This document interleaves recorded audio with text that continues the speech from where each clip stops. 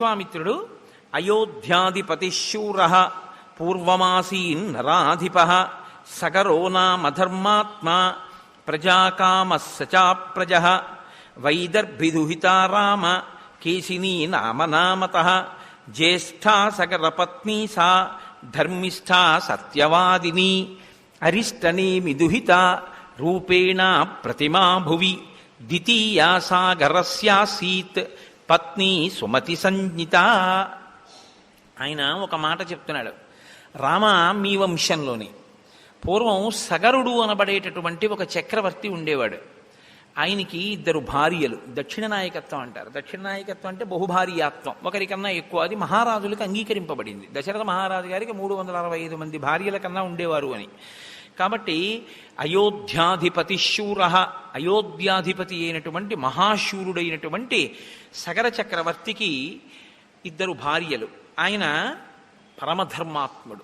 రాజ్యాన్ని చాలా ప్రజల మనసు చూరగొనేటటువంటి రీతిలో పరిపాలన చేసినటువంటి వాడు. వైదర్భదుహితారామ కేశినీ నామనామత. ఆయన విదర్భరాజు యొక్క కుమార్తె అయినటువంటి కేశిని ఆయన యొక్క పెద్ద భార్య. ఆవిడ జ్యేష్ఠా సగరపత్ని సా ధర్మిష్ఠా సత్యవాదిని. ఆమె చాలా ధర్మమును అనుష్ఠించేటటువంటి స్వభావము కలిగినది, సత్యమును మాట్లాడుతుంది. అరిష్టనేమి దుహిత రూపేణ ప్రతిమా భువి ద్వితీయా సాగరస్యాసీత్ పత్ని సుమతి సంజ్ఞిత. అరిష్టనేమి అని మారుపేరు కలిగినటువంటి కశ్యప ప్రజాపతి యొక్క కూతురు అన్నారు వ్యాఖ్యాతలు చాలా చోట్ల. ఆ అరిష్టనేమి యొక్క కుమార్తె అయినటువంటి సుమతి అనబడేటటువంటి ఆమె గొప్ప లావణ్యవతి, సౌందర్యవతి. ఆమె సగర చక్రవర్తి యొక్క 2వ భార్య. 2 భార్యలతో సగర చక్రవర్తి చాలా సంతోషంగా కాలం గడుపుతున్నాడు. సంతానం లేదు. ఇక్ష్వాకు వంశంలో తరచుగా ఈ సమస్య మీకు కనపడుతూ ఉంటుంది. సంతానం ఉంటూ ఉండదు. దిలీపుడు అదే సమస్య, సగర చక్రవర్తి అదే సమస్య, దశరథ చక్రవర్తి అదే సమస్య. అందుకే భగీరథుడు దీనికి ఒక శాశ్వతమైన పరిష్కారాన్ని సాధించే ప్రయత్నం చేశాడు. అంటే వంశ చరిత్రని అర్థం చేసుకోవడం అన్నది ఎంత ముఖ్యమో మీరు తెలుసుకోవలసి ఉంటుంది. ఇవాళ మనకి ఏమైపోయిందంటే లోకంలో చదువు అంటే అది ఎక్కడి వరకు పరిమితం అయిపోయిందంటే కేవలం పుస్తకం చదువుకోవడం అంతే చదువు అంటే. తప్ప మీ తాతగారు ఎవరండి అని అడిగారు అనుకోండి తెలియదు. మీ గోత్రం ఏమిటండి అని అడిగారు అనుకోండి తెలియదు. మీ ఋషులు ఎవరండి అని అడిగారు అనుకోండి ఏమి తెలియదు.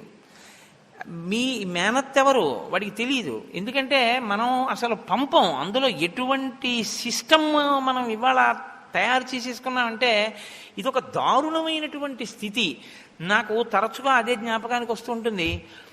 పౌల్ట్రీ ఫార్మ్స్ ఉంటాయి, ఈ కోళ్ళు పెంచేటటువంటివి. మీరు ఎప్పుడైనా చూశారో లేదో, నీకు అదే పని అనుకోకండి, చూసినది గుర్తొస్తుంటుంది అంతే. ఆ పౌల్ట్రీ ఫార్మ్స్లో కోళ్ళని పెంచుతూ ఉంటారు. అవి ఎక్కువ స్వేచ్ఛగా తిరగడానికి చోటు ఉంచరు. కోడి పక్కన కోడి, కోడి పక్కన కోడి దగ్గరగా పెరుగుతాయి. ఎందుకంటే అవి కొంచెం ఎక్కువ కదిలితే వాటికి ఉన్నటువంటి శక్తి క్షయం అవుతుందని ఎక్కువ కదలడానికి అవకాశం ఇవ్వరు వాటికి. అది అక్కడే పుడుతుంది, అక్కడే పెరుగుతుంది, అక్కడే తింటుంది, అక్కడే విసర్జిస్తుంది, అక్కడే గుడ్డెడుతుంది. వాడు వచ్చి కింద నుంచి గుడ్లెట్టుకుపోతాడు. ఆఖరణ దాని యొక్క ఒకే ఒక యాత్ర ఏమిటంటే అదే దాని అంతిమ యాత్ర. వాటి కాళ్ళన్నీ కలిపి ఓ గుత్తి కింద కట్టి పట్టుకుపోతారు. చాలా దారుణంగా ఉంటుంది ఆ స్థితి. అది తీసుకెళ్ళడం కూడా పాపం తలలు రోడ్డు కొట్టుకుపోతుంటే తీసుకెళ్తారు. తీసుకెళ్ళి పైన ఎక్కింది అంటే దాని కంఠం పోయిందని గుర్తు, కింద ఉంది అంటే కంఠం పోవడానికి క్యూలో ఉందని గుర్తు. అంతే దాని జీవితం. ఇవాళ మనం పిల్లల్ని స్కూలుకు పంపించే విధానం కూడా అంతే. 30 మంది కూర్చునేటటువంటి తరగతి గదిలో పౌల్ట్రీ ఫామ్లో కోళ్ళు ఎలా ఉంటాయో అలా 60 మంది కూర్చుని ఉంటారు. పొద్దున్న 6 గంటలకు వెళ్తే రాత్రి 8 గంటల వరకు చదివే దిక్కుమాలిన చదువు. ఆ చదువుకు అర్థమే ఉండదు. వాడికి ఇంకేమీ తెలియదు. వాడికి ఏం తెలుసు అంటే స్టాప్ వాచ్ పెట్టి 60 నిమిషాల్లో ఎన్ని బిట్లు చేసేయగలవు. సంస్కారాన్ని పక్కన పెట్టని చదువు. ఇదే ప్రమాదం అంతా తీసుకొచ్చేస్తుంది. అక్కడే వచ్చింది ఇబ్బంది అంతా. చదువుది తప్ప అంటే సంస్కారం లేని చదువుది తప్పు. సెల్ ఫోన్ది తప్ప అంటే సెల్ ఫోన్ది తప్పు కాదు. ప్రవచన మంటపంలో సెల్ ఫోన్ వినడం, సెల్ ఫోన్ మాట్లాడడం, సెల్ ఫోన్ రింగ్ వచ్చేటట్టుగా దగ్గర పెట్టుకోవడం తప్పు. ఇదే నేను చెప్పింది. విశ్వామిత్రుడు నేర్పింది ఏమిటి అంటే నిగ్రహం నేర్పాడు రామచంద్రమూర్తికి. నిగ్రహం లేకుండా ఏది ఉన్నా ప్రమాదమేనండి. కాబట్టి నేను ఈ మాట ఎందుకు చెప్పవలసి వచ్చింది అంటే, ఆ సగర చక్రవర్తికి 2 భార్యలున్నా సంతానం లేరు. ఇప్పుడైనా సంతానం కోసమని తపస్సు చేయడానికి వెళ్ళాడు. ఎక్కడికి వెళ్ళాడు? హిమవంతం సమాసాద్య భృగుప్రస్రవణేగిరౌ. భృగుప్రస్రవణము అనబడేటటువంటి ఒక పవిత్రమైనటువంటి ప్రదేశాన్ని చేరుకున్నాడు హిమవత్ పర్వతం మీద. ఎందుకంటే దేశము, కాలము, ప్రదేశము, దేశమే ప్రదేశము, దేశమునకు ఒక శక్తి ఉంటుంది. శృంగేరి పీఠం శృంగేరిలోనే ఎందుకు ఉండాలి? గుంటూరులో పెట్టకూడదా శంకరాచార్యులు వారంటే? శృంగేరిలో ఆ శక్తి కనపడింది, తపోశక్తి. దేశమునకు ఆ శక్తి ఉంటుంది, భూమండలమునకు. కాబట్టి ఇప్పుడు అక్కడికి వెళ్ళి ఆయన తపస్సు చేశాడు భార్యలతో కలిసి. ఎవరి గురించి? అదో గమ్మత్తు. భృగు మహర్షి గురించి తపస్సు చేశాడు. మహర్షి దర్శనానికి తపస్సు చేశాడు. అంటే మీరు ఇక్కడ ఒక విషయాన్ని గమనించవలసి ఉంటుంది.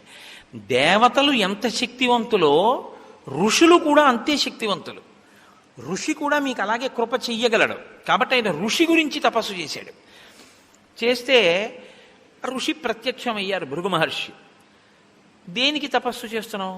అది అడగక్కర్లేదు, ఆయనకి తెలుసు. ఆయన అన్నాడు, నీకు 2 భార్యలు కదా, ఒక భార్య యందు బహుసంతానము, అంటే చాలా మంది పిల్లలు పుడతారు. ఒక భార్య యందు వంశకరుడు జన్మిస్తాడు. చాలా తథాస్తు. ఆయన వెళ్ళిపోతున్నారు. కుతూహలం అని ఒకటి ఉంటుంది లోకంలో. కుతూహలం అన్నది ఎందులోంచి వస్తుందో తెలుసా అండి? మీ మనసు యొక్క స్థితిలోంచి వస్తుంది. వెంకటాచలంలో దర్శనం చేసుకుని మీరు బయటికి వస్తున్నారనుకోండి, ప్రసాదం ఇస్తూ ఉంటారు. ఇలా ఇలా ఇలా ఇలా చూస్తుంటాడు. ఇటు కౌంటరు, అటు కౌంటరు, 2 దారులు ఉంటాయి. ఇటు నుంచి ఇస్తారు, అటు నుంచి ఇస్తారు. ఇటు అటు కూడా చూసి పెడతాడు. ఎందుకంటే చక్ర పొంగలు ఎట్టిస్తున్నారని చూస్తాడు. అంటే తనకి ప్రసాదం మీద కుతూహలం కన్నా చక్ర పొంగలి మీద కుతూహలం ఎక్కువ. జిహ్వ చాపల్యం అక్కడ కూడా ఉంది అని గుర్తు. సరే, ఏమో చక్ర పొంగల్ని ప్రసాదంగా తీసుకున్నాడు కదండి అంటే ఏమో కొంతవరకు పర్వాలేదేమో. కానీ అదేంటండి, ఎట్టిడితే ఏదిస్తే అది ప్రసాదం అండి నాకు అన్నవాడికి అలా చూడక్కర్లేదు. అక్కడికి వెళ్ళి చెయ్యి పెట్టి చేతిలో ఏం పెడితే కళ్ళకు అద్దుకుని అది నోట్లో పెట్టుకుని వెళ్ళిపోతాడు కదా. కుతూహలం ఎక్కడుంటుందో అంటే మనసు యొక్క స్థితిని బట్టి ప్రశ్న వస్తుంది ఎప్పుడూను.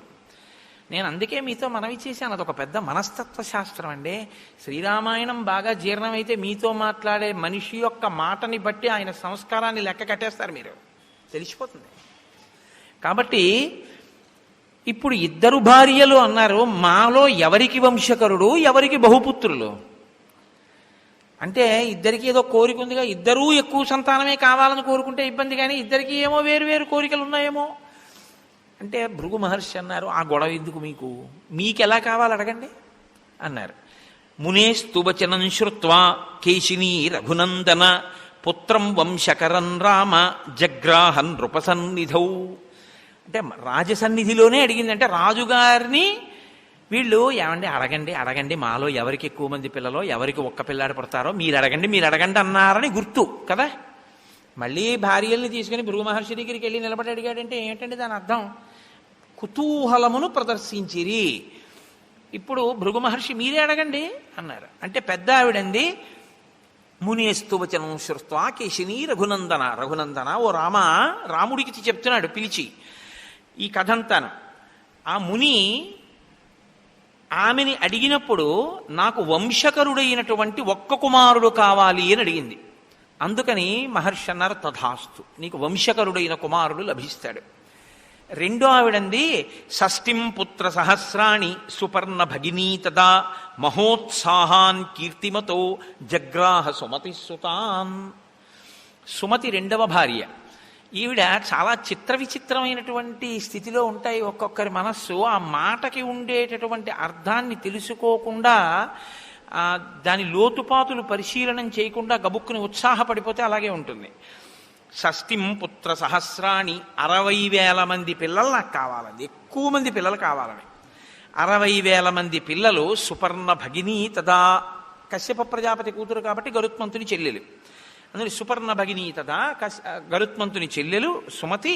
మహోత్సాహాన్ కీర్తిమతో, మహోత్సాహాన్ అంటే ఈ మహోత్సాహాన్ అంటే ఎటువంటిదంటే ఈ పని చెయ్యి అన్నారనుకోండి, ఏమంటే అలా చేస్తే ఇబ్బంది వస్తుందేమో ఒకసారి ఆలోచించండి అని అనడు. ఒకవేళ ఎవరైనా ఇంకా చెప్దామన్నా అక్కడ ఉండడు. ఏమయ్యో ఆగ అలా వెళ్ళిపోతున్నాయంటే దానివల్ల ఇబ్బంది వస్తుందేమో అని మళ్ళీ ఏమైనా చెప్దాం అనుకున్నారనుకోండి, ఆయన అక్కడ ఉండడు, వెళ్ళిపోతాడు ఆ పని మీద. అత్యుత్సాహం అన్నమాట. మహోత్సాహాన్ అంత ఉత్సాహం ఉన్నవాళ్ళు 60,000 మందిని కీర్తిమతో, కానీ కీర్తిని గణిస్తారు, అంటే వాళ్ళ పేరు మీద అలా కీర్తి నిలబడిపోతుంది.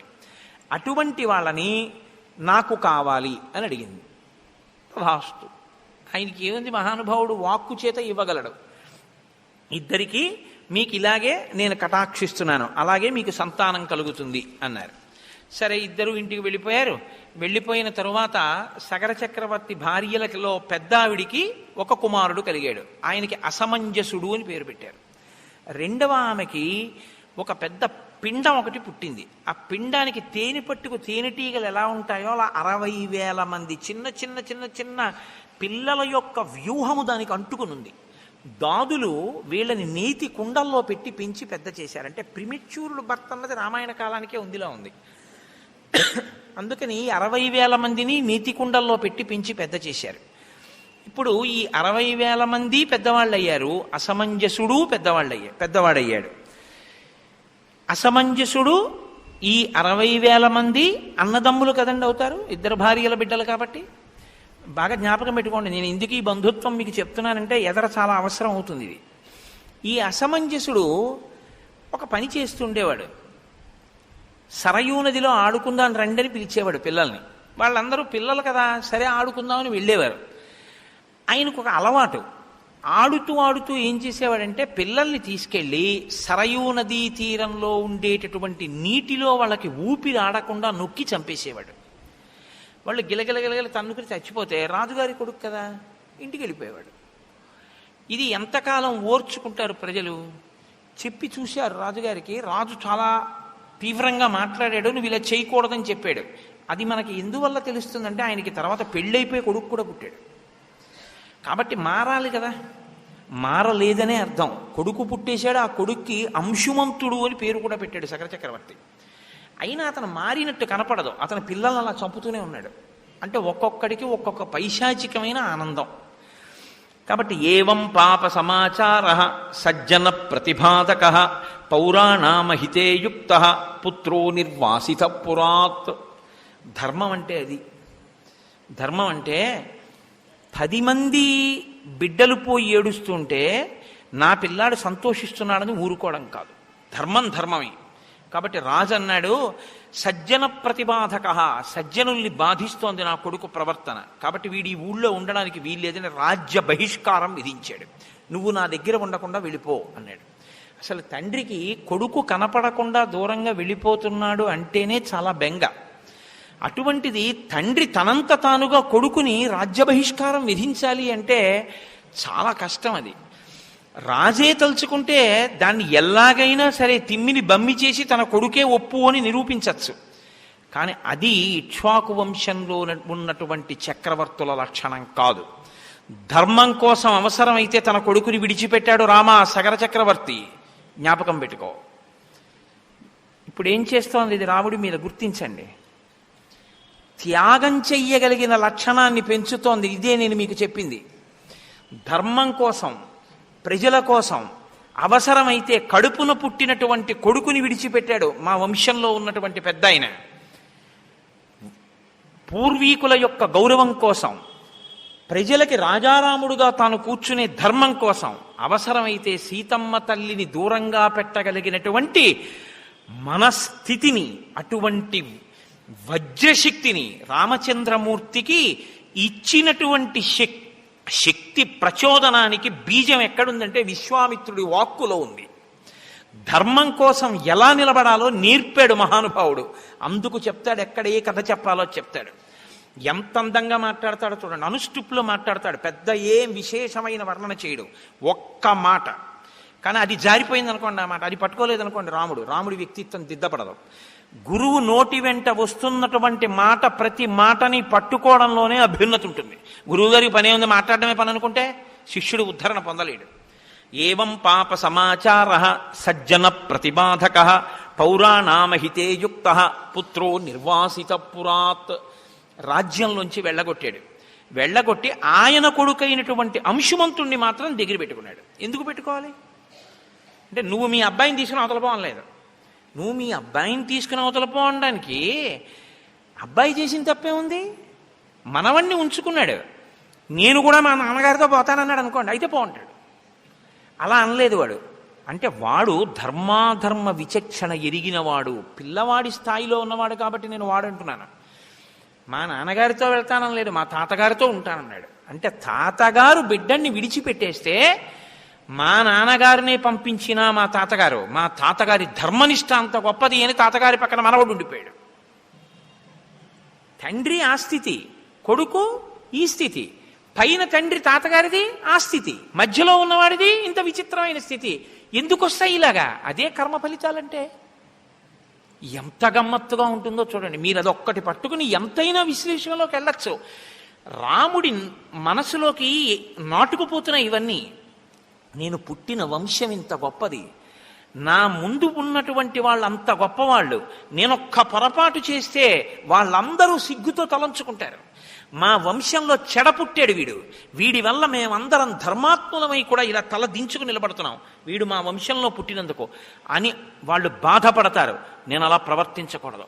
మా తాత మా తండ్రులు గౌరవింపబడాలి, నన్ను చూసి సంతోషించాలి, మా రాముడు ఇటువంటి వాడు అని వాళ్ళు సంతోషించాలి. అబ్బా, ఏమి అంశవంతుడు, ఏమి సగర చక్రవర్తి, ఏది చేస్తే ప్రభు రాజ్యంలోంచి పంపించేయచ్చు అంటే ఊరి క్షేమం కోసం అవసరమైతే తన కొడుకును వదిలేశాడు. తన కొడుకా ఊరా అంటే ఊరే కొడుకు కాదు, ఇది ప్రభు అంటే. ఊరా కొడుకా అంటే ఊరిపోతే పోయింది, నా కొడుకు బాగుండాలన్నవాడు ప్రభువుగా కూర్చోవడానికి అనర్హుడు కదండి. ఇది రామాయణం అంటే. ఇది నేర్పుతోంది, ఒక రాజుకు ఉండవలసినటువంటి లక్షణాన్ని నేర్పుతోంది. ఇందులోంచి వచ్చాడు రాజారాముడు.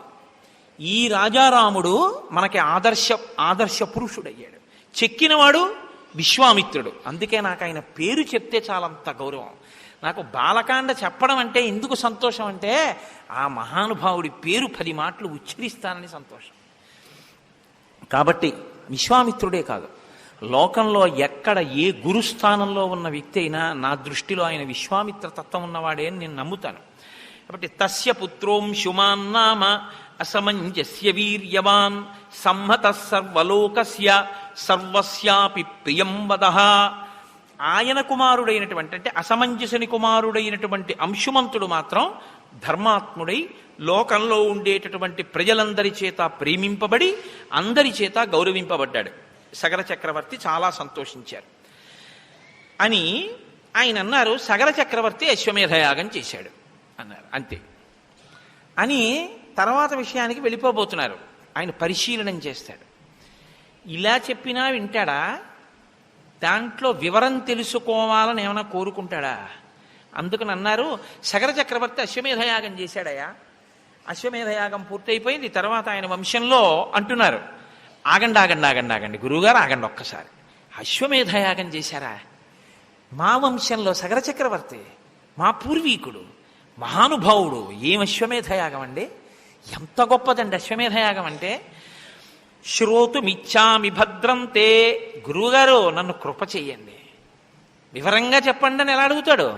గురువుగారు నన్ను కృప చెయ్యండి, శ్రోతుమిచ్చామి, నాకు బాగా వివరంగా వినాలనుంది. మహానుభావులు ఎంత గొప్పగా చేశారండి మా పూర్వీకులు, విస్తరేణ కథామిమాం, బాగా వివరించి నాకు చెప్పరా గురువుగారు నా మీద కృపచేత. పూర్వకోమే కథం బ్రహ్మన్ యజ్ఞం వై సముపాహరత్. ఆ యజ్ఞం చెయ్యడం అంటే అంత తేలిగ్గా ఏముండదు అశ్వమేధయాగం. ఆ యజ్ఞాన్ని మా పూర్వీకుడైనటువంటి సగర చక్రవర్తి ఎలా చేశారో నాకు చెప్పవలసింది. ఒక నవ్వు నవ్వాడు. విశ్వామిత్రస్తు కాకుత్సం ఉవాచ ప్రహసన్నివా. ఓ చిరునవ్వు చిందించేట విశ్వామిత్రుడు. ప్రహసన్నివా, దేనిక చిరునవ్వు? ఇదిరా అబ్బాయి నీకుండవలసిన లక్షణం. మీ తాతగారు రా అన్నారనుకోండి ఎవరో తెలుసున్న వాళ్ళు, అమ్మ బాబోయ్ ఆయన దగ్గరికి వెళ్తేనండి సుత్తీసేస్తాడంటారు ఇవాళ మన పిల్లలైతే. మాకెందుకండి మా తాతగారి గోల. అసలు తాతగారి గురించి నాయనమ్మ గురించి ఎంత లేకిగా మాట్లాడచ్చో, ఎంత పేరు పెట్టి పిలవచ్చో, ఎంత అసహ్యంగా ప్రవర్తించచ్చో ఆదర్శంగా డబ్బులిచ్చి మరీ చూపించి నేర్పించుకుంటున్నాం మనం కాదా? సినిమాల్లో తీసేవి అంతకన్నా గొప్పగా ఏమైనా ఉన్నాయా? కానీ రామాయణం అది కాదే. తన పూర్వీకులు అశ్వమేధం చేశారని చెప్తే ఏది నాకు వివరంగా చెప్పండి అని అడిగాడు. తన పూర్వీకుల పట్ల అంత గౌరవం, అంత మర్యాద. మా వంశంలోనండి ఆయన మహానుభావుడు ఫలానా వారు ఉండేవారు అని తన తాత గురించి, తన ముత్తాత గురించి తెలిసి చెప్పుకుని పొంగిపోయిన వాడెవడో వాణ్ణి చూసుకుని సంతోషిస్తారు పితృదేవతలు. తండ్రి గురించి తెలియదు, తాత గురించి తెలియదు, తండ్రి గారు చేసింది తెలియదు, తాతగారు చేసింది తెలియదు. దేనికి నువ్వు ఇంకా నీ జన్మకి ప్రయోజనం? నేను మీకు ఒక యథార్థం చెప్తున్నాను. ఇవాళ నేను ఇక్కడికి రామాయణం చెప్పడానికి రావడానికి కారణం ఒక్కటే. హరిప్రసాద్ గారు నాతో కన్నుల నీరు పెట్టుకుని ఓ రోజున ఓ మాట చెప్పారు. రామచంద్రమూర్తి ఊరేగింపు వెళ్ళిపోతుంటే మా నాన్నగారు ఇంట్లోంచి చూసి పరమ సంతోషంగా బయటికి వచ్చి హారతిచ్చి లోపలికి వెళ్ళి కూర్చుని రామనామం చెప్పుకుంటూ శరీరం వదిలిపెట్టారండి. మా నాన్నగారికి అంత రామభక్తి, కోటేశ్వరారు అని చెప్పుకుని కళ్ళమ్మన నీళ్లు పెట్టుకున్నారు. అంత రామభక్తి కలిగినటువంటి తండ్రి పట్ల ప్రీతి కలిగిన కొడుకు రామాయణం చెప్పమని అడిగాడు. ఇంకంతకన్నా ఏ కారణం కావాలి నువ్వు రామాయణం చెప్పడానికి? సెలవు పెట్టి వెళ్ళవలసిందే నువ్వు. నీ పితృదేవతల పట్ల నీకు ప్రేమ లేకపోతే, నీ తండ్రి మీద ప్రేమ లేదు, నీ తాత మీద ప్రేమ లేదు, బూడిదలో ఎందుకు నీ చదువు? ఎందుకు పనికి వస్తుంది? తండ్రిని వృద్ధాశ్రమం, తల్లిని వృద్ధాశ్రమం, నీ పినతండ్రిని గౌరవించవు, పెద్ద తండ్రిని గౌరవించవు, గురువుని గౌరవించవు. నీకు ఎవ్వరి పట్ల గౌరవం లేదు. నీ అంత నువ్వు పుట్టావు, నీ అంత నువ్వు పెరిగావు. నీ శుభలేఖ మీద పెద్దవాళ్ల పేరు ఉండదు. నీకు నువ్వు పిలుచుకుంటూ శుభలేఖ వేసుకుంటావా? అనాథవా నువ్వేమన్నా? నీకు తల్లిదండ్రులు లేరు? సొలిసిట్ యువర్ గ్రేషియస్ ప్రజెన్స్ ఏమిటండి? నీ పెద్దవాళ్ళు పిలవాలా, నువ్వు పిలుచుకుంటావా నా పెళ్ళికని? ఎవరు లేరా నీకు? అనాథమా? ఏమా దరిద్రం అంటే ఇవాళ మనం వింత పోకడలకి పోయి మన సంస్కృతి కాని సంస్కృతిని నెత్తికెత్తుకుని పాడు చేస్తున్నది ఎవరైనా ఉంటే పెద్దవాళ్లే. నేను క్షమింపబడేదనుగాక.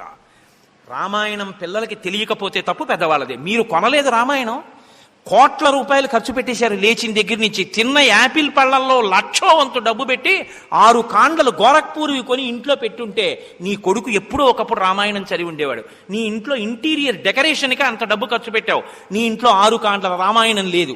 దేనికి నిన్ను మన్నించాలి? దేనికి గౌరవించాలి? ఈ రామాయణం అంత బరువైందా? 6 కాండల పుస్తకం కొని నీ ఇంట్లో పెట్టలేదు. 12 స్కంధాల భాగవతం పోతన గారిది నీ ఇంట్లో లేదు. నీ ఇంటి పిల్లలు సంస్కారవంతులు అవ్వాలని నువ్వు కోరుకోవడానికి నీకున్న నైతికమైన అర్హత ఏమిటి? లేదు. మనకి ఎక్కడ కోల్పోతున్నామంటే మన సంస్కారాన్ని మనం విడిచిపెడుతున్నాం. నా ఆర్తి చేత పలికిన వ్యగ్రతతో కూడిన మాటలు మన్నింపబడుగాక. కాబట్టి ఇప్పుడు 60,000 మంది ఒక భార్య పిల్లలు, రెండవ భార్య యొక్క పెద్ద భార్య యొక్క మనవడు, పెద్ద భార్య వైపు నుంచి వచ్చినటువంటి మనవడు. ఎందుకంటే అసమంజసుని యొక్క కొడుకైన అంశుమంతుడు, రెండవ భార్య యొక్క పుత్రులైన 60,000 మంది పిల్లలు. అంటే పిల్లలు 60,000 మంది ఉన్నారు. ఒక మనవడు ఉన్నాడు సగర చక్రవర్తి. ఈయన అశ్వమేధయాగాన్ని సంకల్పం చేశారు. సంకల్పం చేసి గుర్రాన్ని విడిచిపెట్టాడు. ఏమిటి ధైర్యం? 60,000 మంది కొడుకులే ఉన్నారు. ఈ భూమి 60,000 యోజనములట. 60,000 యోజనములు కాబట్టి యోజనానికి ఓ పిల్లాడు వెళ్ళినా గుర్రాన్ని ఎవడో ఎత్తుకుపోలేడు కదండి. కాబట్టి అశ్వమేధయాగం చేద్దాం అనుకున్నాడు. అనుకుని గుర్రాన్ని విడిచిపెట్టాడు. చిత్రం ఏం జరిగిందంటే, రాక్షసీం తనుమాస్థాయ యజ్ఞీయాశ్వమపాహరత్ హ్రియమాణీ తుకాకుత్స తస్మిన్నశ్వే మహాత్మనః. దేవేంద్రుడు రాక్షస స్వరూపాన్ని మాయాస్వరూపంగా గ్రహించి ఆ గుర్రాన్ని ఎత్తుకుపోయాడు. ఎత్తుకుపోతే ఇప్పుడు ఆ గుర్రం కనపడలేదు. ఆ గుర్రానికి రక్షకులుగా వెళ్ళిన వాళ్ళు వెనక్కి వచ్చేసారు. వెనక్కి వచ్చేసి సగర చక్రవర్తి యజ్ఞ దీక్షలో ఉన్నాడు. అటు ఇటు కదలకూడదు దీక్షలో ఉన్నప్పుడు. అందుకని యజ్ఞ దీక్షలో ఉన్నాడు. ఆయన దగ్గరికి వచ్చి చెప్పారు, గుర్రాన్ని ఎవరో ఎత్తుకుపోయారండి అన్నారు. ఇప్పుడు గుర్రం కనపడకపోతే, గుర్రం తిరిగి రాకపోతే యజమానికి, క్రతువు చేయిస్తున్న వాళ్ళకి కూడా అది అరిష్టం. కాబట్టి ఎలాగైనా గుర్రం తిరిగి రావాలి సగర చక్రవర్తి. కాబట్టి నువ్వు జాగ్రత్త, నువ్వు వెళ్ళడానికి వీల్లేదు, యజ్ఞ దీక్షలో ఉన్నావు. కాబట్టి ఎవరినైనా పంపు అన్నాడు. ఆయన 60,000 మంది పిల్లల్ని పిలిచాడు. మహోత్సాహం కదండి వాళ్ళు, చెప్పగానే వెళ్ళిపోతారంతే ఇంకా పని మీద. ఏకైక యోజనం పుత్ర విస్తారమధిగచ్చత యావత్ తురంగ సందర్శ తావత్ ఖనతమేదినీం అన్నాడు. అంటే చూడండి, మనం కోపం వచ్చేస్తే ఎందుకు కనపడతారా, వెతికేసేయండి అంతే శుభ్రంగా, ఎక్కడివక్కడ వెతకండి అంటాను చూసారా, అలా ఎందుకు కనపడదు గుర్రం? 60,000 యోజనాల భూమిని మీ 60,000 మంది ఒక్కొక్కడు ఒక్కొక్క యోజనం తరపున భూమినంతటినీ గోతులు పెట్టి తవ్వేసి వెతికేయండి, ఎక్కడ ఉంటుంది గుర్రం, కనపడి తీరుతుంది అన్నాడు. ఇది వెతకడం విషయంలో ఉపయోగించిన మాట వ్యగ్రత. అంటే గుర్రం పోయిందన్నటువంటి తాపత్రయంలో వాళ్ళు మహోత్సాహం, వాళ్ళు ఏం చేశారో తెలుసా అండి? యోజనాయామ విస్తారం ఏకైకో ధరణీతలం బిబుధు పురుష వ్యాఘ్ర వజ్రస్పర్శ సమైర్నఖై. వజ్రాల్లాంటి గోళ్లతో వాళ్ళు 60,000 యోజనముల భూమిని గోతులు కింద తవ్వేశారు. ఈ తవ్వేయడం ఎంత దూరం తవ్వేశారో తెలుసా అండి? 60,000 మంది కలిసి పెట్టినటువంటి గోతులకి ఆ గోళ్లతో తవ్వేస్తే పాతాళలోకం దగ్గరికి వెళ్ళిపోయారు. ఇంతంత గోతులు పెడితే ఈ మధ్యలో పన్నగములు కనపడ్డాయి, రాక్షసులు కనపడ్డారు. కనపడ్డ వాళ్ళందరినీ చంపుకుంటూ మా గుర్రం పోయింది, మా గుర్రాన్ని మీరే ఎత్తుకుపోయి ఉంటారు, మా గుర్రం కనపడేదాకా మేము వదిలిపెట్టాం, తవ్వేస్తామని తవ్వేస్తున్నారు. తవ్వుకుంటూ వెళ్ళిపోయారు. ఎంత దూరం వెళ్ళిపోయినా వాళ్ళకి గుర్రం కనపడలేదు. వాళ్ళు ఏం చేశారంటే మళ్ళీ తిరిగి తండ్రి దగ్గరికి వచ్చారు. నాన్నగారు, మీరు చెప్పినట్టే ఈ భూమిని అంతటినీ తవ్వేశాం, పాతాళం దాకా వెళ్ళిపోయాం, మాకు గుర్రం కనపడలేదు నాన్నగారండి అన్నారు. ఈలోగా వీళ్ళు ఊరుకుంటారా? మిగిలినటువంటి వాళ్ళు దేవతలు, గంధర్వులు, అసురులు, నాగులు, వీళ్ళందరూ కూడా వీళ్ళిలా భూమినంతటినీ పాడు చేసేస్తుంటే ఇబ్బందికి లోనైపోతున్నారు. వాళ్ళందరూ మరణిస్తున్నారు వీళ్ళ వల్ల. కాబట్టి వీళ్ళందరూ కలిసి చతుర్ముఖ బ్రహ్మగారి దగ్గరికి వెళ్ళారు. వెళ్ళి, ఏమండి వాళ్ళు 60,000 మంది భూమిని పాతాళం వరకు గోతులు తవ్వేస్తున్నారు, ఇన్ని జాతులు మరణిస్తున్నాయి వాళ్ళ చేతిలో, కాబట్టి ఇప్పుడు దీనికి పరిష్కారం ఏమిటి, ఎలా భూమి రక్షింపబడుతుందని అడిగారు.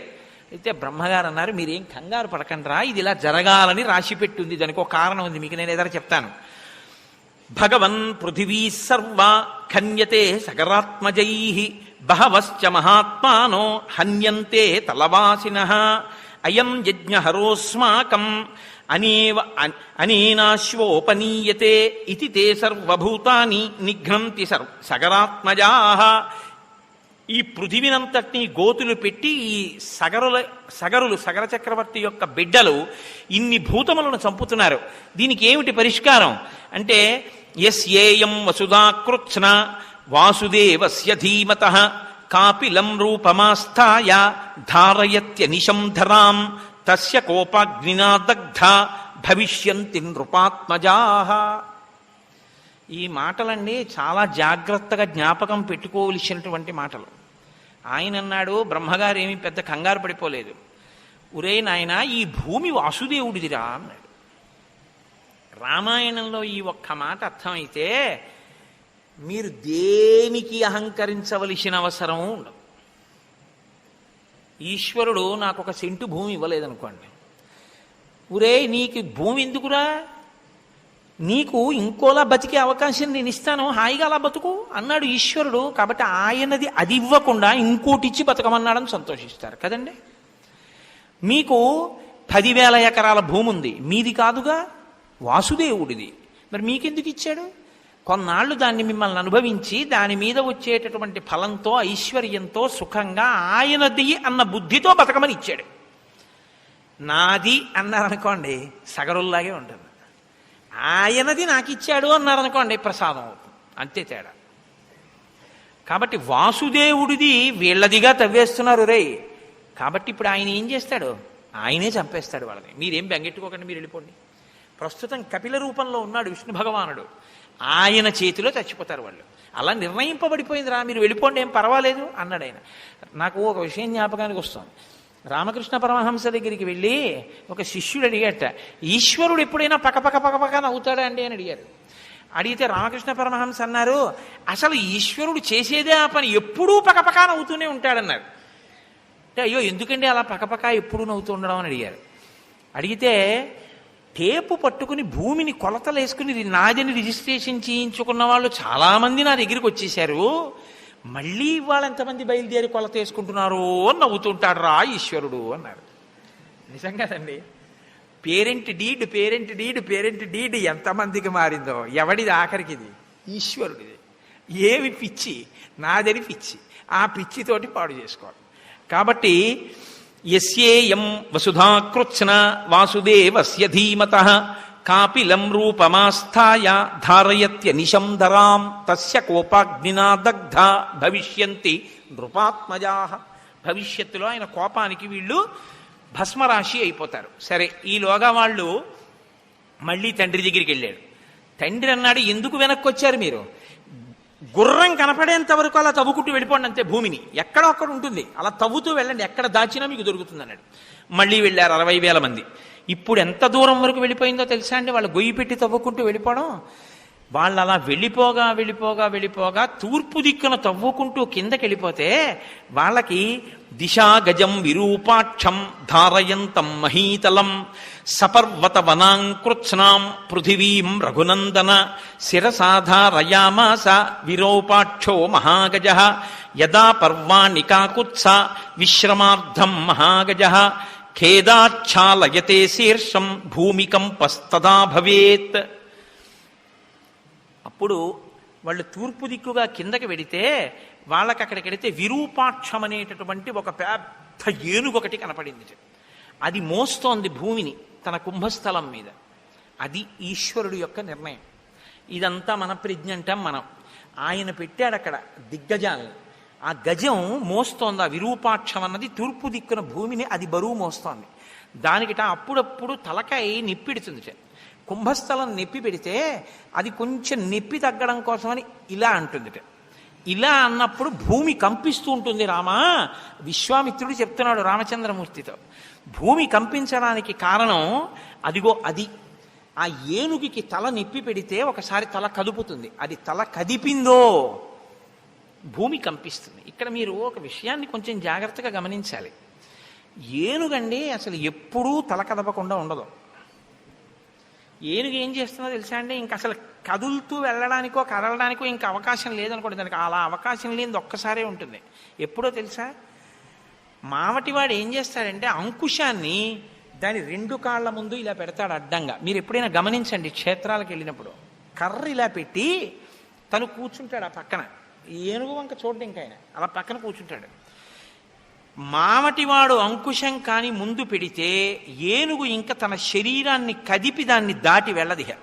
మళ్ళీ అంకుశం తీసే వరకు వెళ్ళదు. అంత పెద్ద ప్రాణి అయినా దానికి ఉన్న క్రమశిక్షణ అది అలా లొంగిపోతుంది అంతే. అది వెళ్ళదిహ. కాబట్టి అది ఏం చేస్తుందంటే అది కదలకుండా ఉండలేదు. అందుకని తొండాన్ని ఇలా ఊపుతుంది, ఇలా ఊపుతుంది. మీరు ఎప్పుడైనా చూడండి, తలకాయ ఇలా ఇలా ఊపుతూ ఉంటుంది. ఎందుకంటే ఇలా వెళ్ళడానికి దానికి అవకాశం లేదు, కర్ర అడ్డుంది. కర్ర ఏంటండి, చెట్లు విరగొట్టేస్తుంది. వెళ్ళదా అంటే గౌరవం అంతే. ఏనుగు లొంగిపోతుంది మావటి కర్రకి, మనం మాత్రం మన మనసుని లొంగదీయలేం. ఇది మన బలహీనత. అది ఆ ప్రాణి క్రమశిక్షణ అంతే. కాబట్టి అంత కదిలే స్వభావం ఉన్న ఏనుగు కదలకుండా మోస్తోంది భూమిని. ఈశ్వర శాసనం అది. అప్పుడప్పుడు ఇంకా తలకాయ ఖేద పడితే కదుపుతుంది, భూమి కంపిస్తుంది. రామా తంతే ప్రదక్షిణం కృత్వా దిశాపాలం మహాగజం మానయంతో హితే రామ జగ్ముర్భిత్స్వా రసాతలం. వాళ్ళు ఆ ఏనుక్కి ప్రదక్షిణం చేసి పాతాళలోకంలోకి వెళ్ళిపోయారు. 60,000 మంది తూర్పు దిక్కుకే వెళ్ళరుగా, అందరూ తలో దిక్కుకి వెడతారు. కొంతమంది దక్షిణ దిక్కును తవ్వారు. దక్షిణ దిక్కున తవ్వి కిందకెడితే దక్షిణ దిక్కున ఇంకో ఏనుగు మోస్తోంది. మహాపద్మం మహాత్మానం సుమహత్ పర్వతోపమం శిరసాధారయం తంతే విస్మయం జగ్మురుత్తమం. మహాపద్మము అని పేరు కలిగినటువంటి ఏనుగు దక్షిణ దిక్కున మోస్తోంది. ఆ ఏనుగు యొక్క పరిస్థితి కూడా అంతే. అంటే ఇంత పెద్ద భూమి కుంగిపోకుండా ఉండాలంటే అన్ని వైపులా మొయ్యాలి, 4 దిక్కులా. వాళ్ళు ఆ ఏనుగుని కూడా చూశారు, దానికి ప్రదక్షిణం చేశారు, కిందకి వెళ్ళిపోయారు పాతాళలోకంలోకి. ఇంకో కొంతమంది పశ్చిమ దిక్కుని తవ్వారు. అంటే మీకు చెప్పేటప్పుడు విశ్వామిత్రుడు ఎలా చెప్తున్నాడంటే ప్రదక్షిణ పురస్సరంగా చెప్తున్నాడు. ఇది ఆయన అంతర్ముఖత్వం. ఆయనకి ఎంత జ్ఞానం ఉందో చూడండి. ప్రదక్షిణ పురస్సరంగా ఏ విషయాన్నైనా ఆలోచించడం, ప్రదక్షిణ పురస్సరంగా కదలడం గౌరవానికి గుర్తు. విరాట పర్వంలో అర్జునుడు యుద్ధానికి వచ్చాడు. ద్రోణాచార్యుల వారు ఎదురుగుండా నించున్నారు. నించుంటే ఉత్తర కుమారుడు సారథ్యం చేస్తున్నాడు. అర్జునుడు ప్రత్యేకం చెప్పాడు, ఎదురుగుండా ఉన్నవారు ఎవరో తెలుసా? మా గురువు గారు. ఆయన పెట్టిన భిక్ష నాకు ఈ విద్య. ఎవరి రథానికైనా ఎదురుగుండా నా రథాన్ని పెట్టు, ఒక్క ఆయన రథానికి ఎదురుగుండా నా రథాన్ని పెట్టద్దు. ఎందుకో తెలుసా? నేను ఆయన్ని యుద్ధానికి పిలిచినట్టు అవుతుంది. ఆయన నా మీద బాణాలు వేస్తే నేను వేస్తానంతే తప్ప ఆయనకి ఎదురుగుండా వెళ్ళొద్దు, ఆయనకు దగ్గరగా నడవద్దు, దగ్గరగా రథాన్ని తీసుకెళ్ళద్దు. ఎందుకంటే ఏమో గురువుగారు రథం కదుపుకుందాం అనుకుంటున్నారేమో, మనం అడ్డెళ్ళకూడదు. అందుకని గురువుగారికి రథానికి దూరంగా వెళ్ళని, ప్రదక్షిణ పురస్సరంగా వెళ్ళని, అప్రదక్షిణంగా మాత్రం కదలకు, ప్రదక్షిణంగా కదులు. ప్రదక్షిణంగా కదిలితే గౌరవాన్ని ఆవిష్కరించినట్టు. మీరు ఏ క్రతువు చేస్తున్నారో, ఏ పని చేస్తున్నారో దాని యందు మీరు విపరీతమైనటువంటి పవిత్రతని ఆవిష్కరించడం ఏమిటంటే మీరు మార్గాన్ని నిర్ణయించుకోవాలి, ఎటు వెడదాం అనుకుంటున్నారు అన్నది. అది ఎవరి పట్ల కృతజ్ఞతతో, ఎవరి పట్ల గౌరవంగా వెడుతున్నారో దానికి ప్రదక్షిణంగా వెళ్ళాలి. అందుకే గురువు గారికి ప్రదక్షిణ పురస్సరంగా తిరగాలి. ఎప్పుడు తల్లిదండ్రులకి ప్రదక్షిణ పురస్సరంగా తిరగాలి. అంతేకాని ఎలా పడితే అలా పక్క నుంచి వెళ్ళిపోకూడదు, అది అమర్యాద. ఎంత అందంగా మాట్లాడతాడో చూడండి విశ్వామిత్రుడు. చెప్పేటప్పుడు పశ్చిమాన్నున్న ఏనుగుని ముందు చెప్పడు, తూర్పు చెప్పాడు, దక్షిణం చెప్పారు, పశ్చిమం చెప్తున్నారు. అంటే ఆయన చెప్పేటప్పుడు కూడా ప్రదక్షిణ పురస్సరంగానే తిరుగుతోంది ఆయన బుద్ధి. అంటే ఆయన బుద్ధి ఇప్పుడు భూప్రదక్షిణం చేస్తోంది. అంటే ఆ ప్రదక్షిణ పురస్సరంగా ఆలోచించడం, ప్రదక్షిణ పురస్సరంగా తిరగడం, ఇవన్నీ కూడా లోపల మంగళప్రదమైన ఆలోచనలతో కూడిన సంస్కార బుద్ధి ఉన్నవాళ్ళు తప్ప వేరొకరు చేయలేరు తప్ప. అందుకే ఆ కదలికకి అంత ప్రాధాన్యత ఉందండి, అది సంస్కారాన్ని ఆవిష్కరిస్తుంది. కాబట్టి దిశా గజం సౌమనసం దదృశుస్తే మహాబలాహ. సౌమనసం అనేటటువంటి ఏనుగు పశ్చిమ దిక్కున ఆ భూమండలాన్నంతటినీ మోస్తోంది.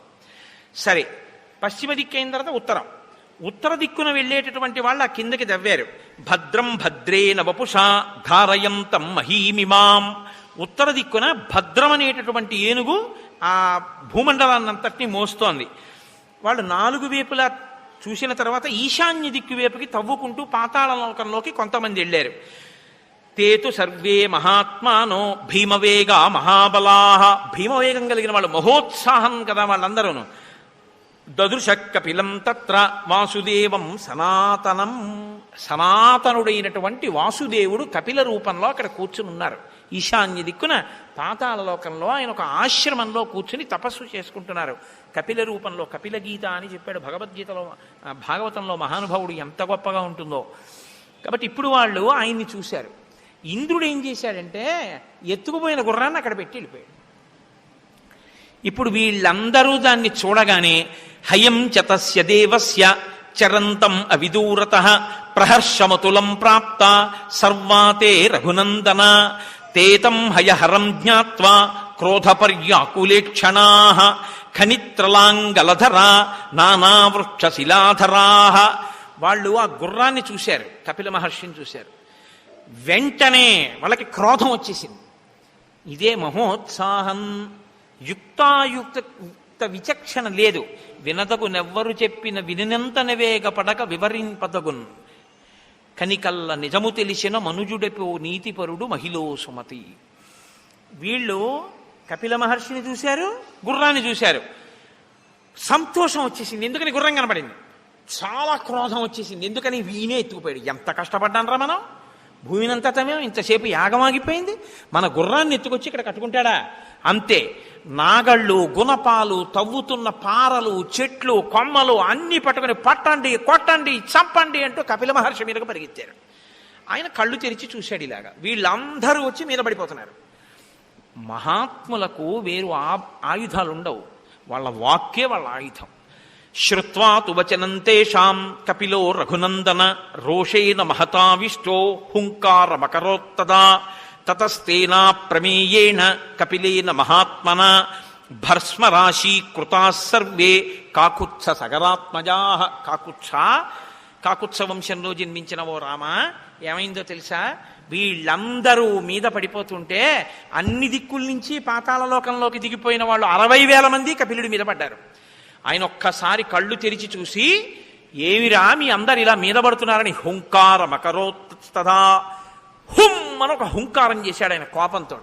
అని కళ్ళు పెద్దవి చేసి ఇలా చూశాడు కోపంతో. అంతే. భస్మరాశి కృతా సర్వే కాకుత్స సగరాత్మజా. 60,000 మంది బూది కుప్పలైపోయి కింద పడిపోయారు. ఇప్పుడు గుర్రం దొరికింది, తీసుకెళ్లేవాడు లేడు. అలా కూర్చునే ఉన్నాడు సగర చక్రవర్తి. చాలా కాలం అయిపోయింది, 60,000 మంది తిరిగి రాలేదు. చాలా జాగ్రత్తగా గమనించండి.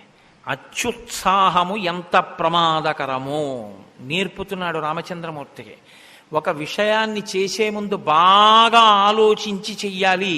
మీరు శ్రీరామాయణంలో తర్వాత గమనించండి, రామచంద్రమూర్తి మీద ఈ కథ ఎంత ప్రభావాన్ని చూపిస్తుందో మీకు తెలుస్తుంది. కిష్కింధకాండ వస్తుంది మీకు ఎదర. అందులో అన్ని దిక్కులకి వానరాల్ని పంపిస్తూ ఉంటాడు. అన్ని దిక్కులకి వానరాల్ని పంపిస్తున్న రాముడు అలా వింటూ కూర్చున్నాడంతే. ఎవ్వరితో ఆయన ఏం మాట్లాడలేదు. దక్షిణ దిక్కుకు వానరాల్ని పంపించేటప్పుడు హనుమని వెనక్కి పిలిచి, సుగ్రీవుడు కౌగిలించుకుని నీ మీదే ప్రతిష్ట ఆధారపడింది, నీ వల్లే ఈ పని జరగాలి అన్నారు. ఉంగరం తీసి ఆయనకి ఇచ్చారు. వెళ్ళిన వాళ్ళందరికీ ఓడికి తువ్వాలు, ఓడికి పంచి అలా ఇచ్చి పంపించలేదు. బాగా ఆలోచించగలిగినటువంటి ప్రజ్ఞ ఎక్కడి నుంచి వచ్చిందంటే విశ్వామిత్రుడు చెప్పిన మాటల్లోంచి వచ్చింది ఆ విచారణ. బాగా విని మాట్లాడడం తప్ప ఏదో గబగబా మాట్లాడేసేయడం కాదు. తక్కువ మాట్లాడడం, అవతల వాళ్ళు మాట్లాడుతున్నది బాగా విని గమనించగలగడం. మాట దేనికి అంటే అవతల వాడి ఆర్తిని ఆవిష్కరిస్తున్న సాధనం. కాబట్టి విషయాన్ని మీరు పట్టుకోవాలి ఆ మాట్లాడేటప్పుడు. అందుకే అతిగా మాట్లాడకూడదు, అతిగా వినకూడదు.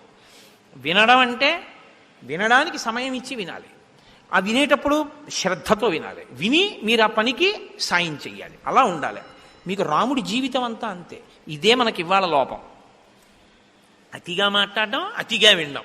రెండింటి వల్ల మాట్లాడడంలోనూ శౌచం ఉండదు, వినడంలోనూ శౌచం ఉండదు. కాబట్టి విన్నది గుర్తుండదు, తిరిగి ఉపకారం చేయడు. మాట్లాడింది గుర్తుండదు, కాబట్టి అన్నమాటకి నిలబడ్డం. కాబట్టి 2 విధాలుగాను దౌర్భాగ్యమే సంక్రమించింది.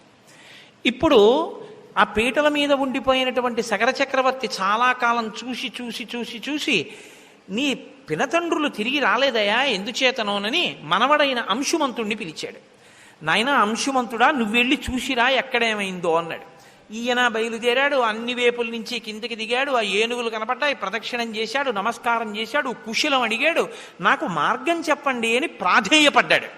అవి సంతోషించి నాయన నీకు మార్గం దొరుకుతుంది అన్నాయి. అంటే పెద్దలు కనపడినప్పుడు వాళ్ళని ఆశ్రయించి అభ్యర్థించవలసినటువంటి విధానంలో మాట్లాడిన మాటల చేత తృప్తి పొంది దిగ్గజములు ఆయనకి సహాయం చేసి ఇప్పుడు ఆయనకి కపిలాశ్రమం కనపడింది.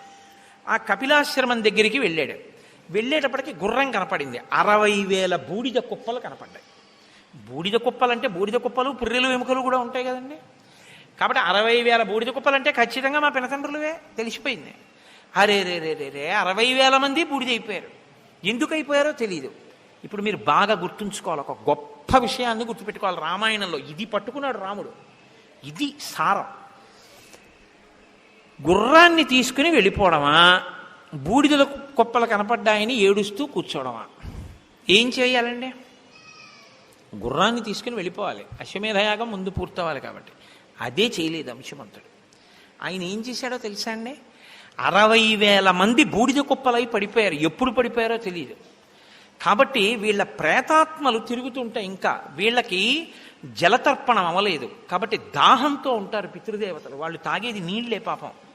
అందుకని ఆ నీళ్ళు ఇచ్చిన వాడు లేడు వీళ్ళకి. నేను కొడుకునవుతాను. ఎందుకని అంటే మరి పినతండ్రులే కదా. అందుకని చెప్పి నేను ఇప్పుడు తండ్రులు కాబట్టి వీళ్ళకి జలతర్పణం ముందు చేయాలి. ఇది విహిత కర్తవ్యం. ఇంకో 2 రోజులు కూర్చుంటాడు. ఇన్నాళ్ళు కూర్చున్నా ఆయన పీటల మీద. ముందు నేను పట్టుకెళ్ళి జలతర్పణం ఇవ్వాలి. అందుకని ఆయన గబగబా నీళ్లు ఎక్కడున్నాయని వెతికాడు. ఎక్కడా కనపడలేదు. ఆఖరికి ఎక్కడో నీళ్లు కనపడ్డాయి. ఇప్పుడు ఆయన నీళ్లు తేవడం కోసం అని చెప్పి పరిగెత్తాడు. పరిగెడితే గరుత్మంతుడు వచ్చాడు, మేనమామ. వచ్చి ఆయన అన్నాడు, కపిలేనా ప్రమేయేణ దగ్ధాహిమే మహాబలాః సలిలం నార్హసి ప్రాజ్ఞ దాతుమేషాం హి లౌకికం గంగాహిమవతో జ్యేష్ఠ దుహితా పురుషర్షభ తస్యాం కురు మహాబాహో పితॄణాం తు జలక్రియాన్ భస్మరాశి కృతాన్యేతాన్ ప్లావయే లోకపావని తయా క్లిన్నమిదం భస్మ గంగయా లోకకాంతయా షష్ఠిం పుత్ర సహస్రాణి స్వర్గలోకం నయిష్యతి సుపర్ణవచనం శ్రుత్వా శోంశుమానతివీర్యవాన్ త్వరితం హయమాదాయ పునరాయాన్ మహాయశాః. ఆ వచ్చినటువంటి గరుత్మంతుడు అన్నాడు, నాయనా మేనల్లుడా, నువ్వు తొందరపడి పరిగెత్తుకెళ్ళి నీళ్లు తీసుకొచ్చి జలతర్పణం చేద్దాం అనుకుంటున్నావు. నీ పితృదేవతలకి, అంటే ఈ చనిపోయినటువంటి పినతండ్రులకి ఈ భూమిలో ఉన్నటువంటి నీళ్లు తీసుకెళ్లి పితృతర్పణం చేసి నీళ్లు విడిచిపెట్టినా వాళ్ళకి ఆ నీళ్లు ముట్టవు. ఎందుకంటే ఈ నీళ్లు ఊర్ధ్వలోకాల్లోకి పితృదేవలకి తల దగ్గరికి వెళ్లే లోపల ఆవిరైపోతాయి. కారణం ఏమిటో తెలుసా? మహాత్ముని యొక్క కోపాగ్ని జ్వాలలకి మరణించారు. అలాంటి వాళ్ళకి ఈ లోకంలో జలతర్పణం ఇవ్వడం కూడా కదలదు. వాళ్ళు అలా దాహము పడుతూ అలా పడుండడమే. వాళ్ళకి ప్రేతత్వం పోవాలంటే, వాళ్ళకి జలతర్పణం చెయ్యాలంటే హిమవంతుని యొక్క పెద్ద కుమార్తె అయినటువంటి గంగా నది స్వర్గలోకంలో ఉంది ప్రవహిస్తూ. ఆమెని భూలోకం మీదకి తీసుకురావాలి. భూలోకం నుంచి పాతాళలోకంలోకి తీసుకురావాలి. పాతాళలోకంలో ఉన్నటువంటి ఈ భస్మరాసుల మీద గంగ ప్రవహించాలి. అప్పుడు వాళ్ళకి దాహం తీరి వాళ్ళు ప్రేతత్వం నుంచి విముక్తి పొంది ఊర్ధ్వలోకాలకు ఎడతారు. అలా పట్టుకురాగలవా? ముందు గుర్రం పట్టుకెళ్ళు, ఇవ్వకు నీళ్లు వాళ్ళకి అందదని చెప్పాడు. అంటే బాగా గమనించండి, తొందరపడిపోవడం చాలా తేలిక. Think twice before you leap అని ఇంగ్లీష్లో సామెత. 2 మార్లు ఆలోచించు దూకే ముందు. Marry in haste and repent at leisure అంటారు. తొందరపడి పెళ్లి చేసుకుని జీవితాంతం విచారించడం. అలా తొందరపడి పని చేసేసి తనకి తన వాళ్ళకి కూడా ఇబ్బంది తెచ్చే పనులు చేయకూడదు. పాపం చెయ్యడం చాలా చాలా తేలిక, జ్ఞాపకం పెట్టుకోండి. అప్పటి సుఖం కోసం ఒక పాపకర్మ చేసేయడం చాలా తేలిక. ఒక్కొక్కసారి ఆ పాపకర్మ ఎంత కట్టి కుడిపుతుందో తెలుసా అండి? ఒక్కసారి శరీరం వదిలిపెట్టిన తర్వాత ఇంకా మిమ్మల్ని ఉద్ధరించడం ఎవ్వరికీ చేతకానంత స్థాయిలోకి వెళ్ళిపోయి కూర్చుంటుంది. అది ఇక ఎవరు ఉద్ధరించలేరు.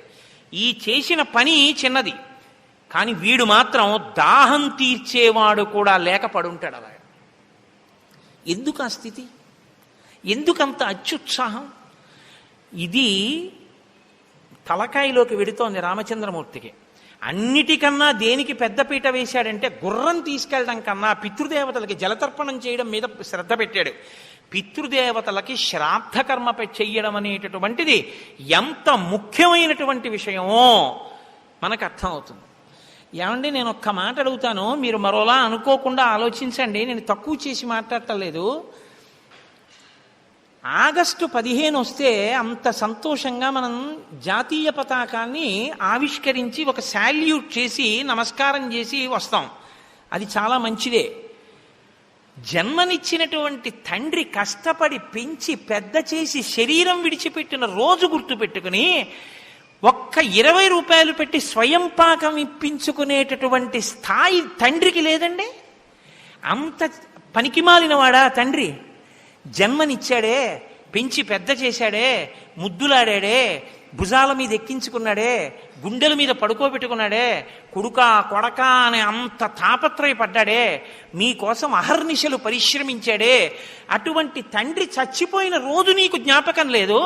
ఆ రోజున 10 నిమిషాలు పోనీ నువ్వేం చెయ్యొద్దు. బియ్యం ఓ బెల్లంగడ్డ ఒక్క 11 రూపాయలు నాన్నగారి పేరు చెప్పి ఇవ్వడానికి ఖాళీ నీకు లేకపోతే ఏం చెప్పాలా సంస్కారాన్ని? ఇంకా ఆ పాటి చెయ్యలేదండి తండ్రి. కానీ అది అన్నిటికన్నా గొప్పదంటున్నాడు విశ్వామిత్రుడు.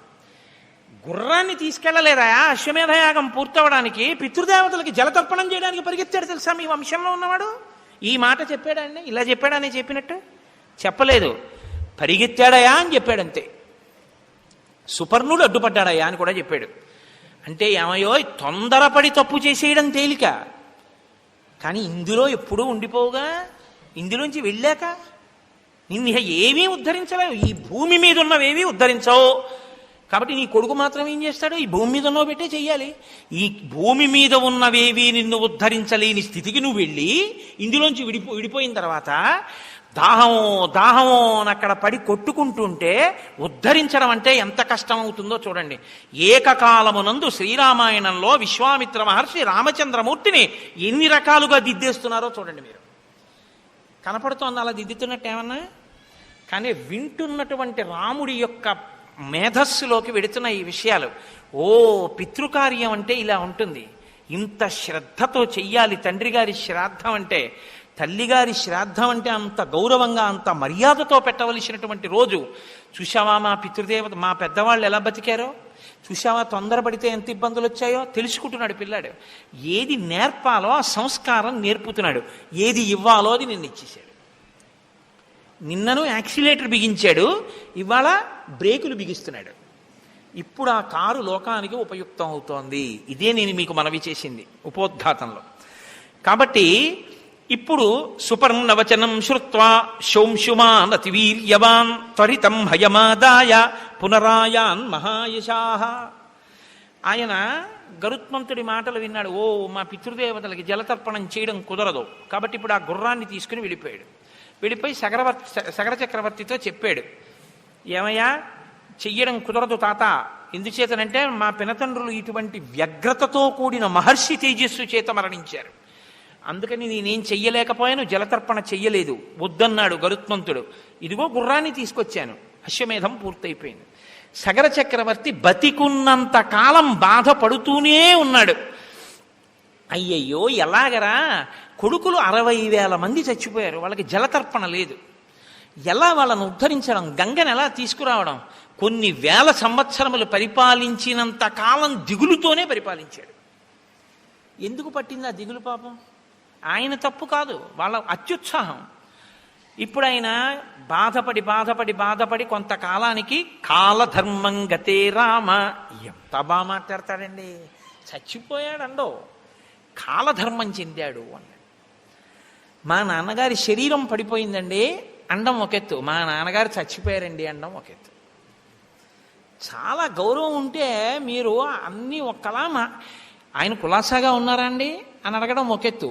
ఏమంటే నేను ఆ ఊళ్ళో ఉండేటప్పటికే వారికి 90 సంవత్సరాలు, వారు ఇప్పుడు కులాసాగా ఉన్నారా అని అడగడం ఒక ఎత్తు. నేను ఆ ఊళ్ళో ఉండేటప్పటికే ఆయనకి 90 ఏళ్ళు, ఆయన ఇంకా బతికున్నారా అని అడగడం ఇంకో ఎత్తు కదండి.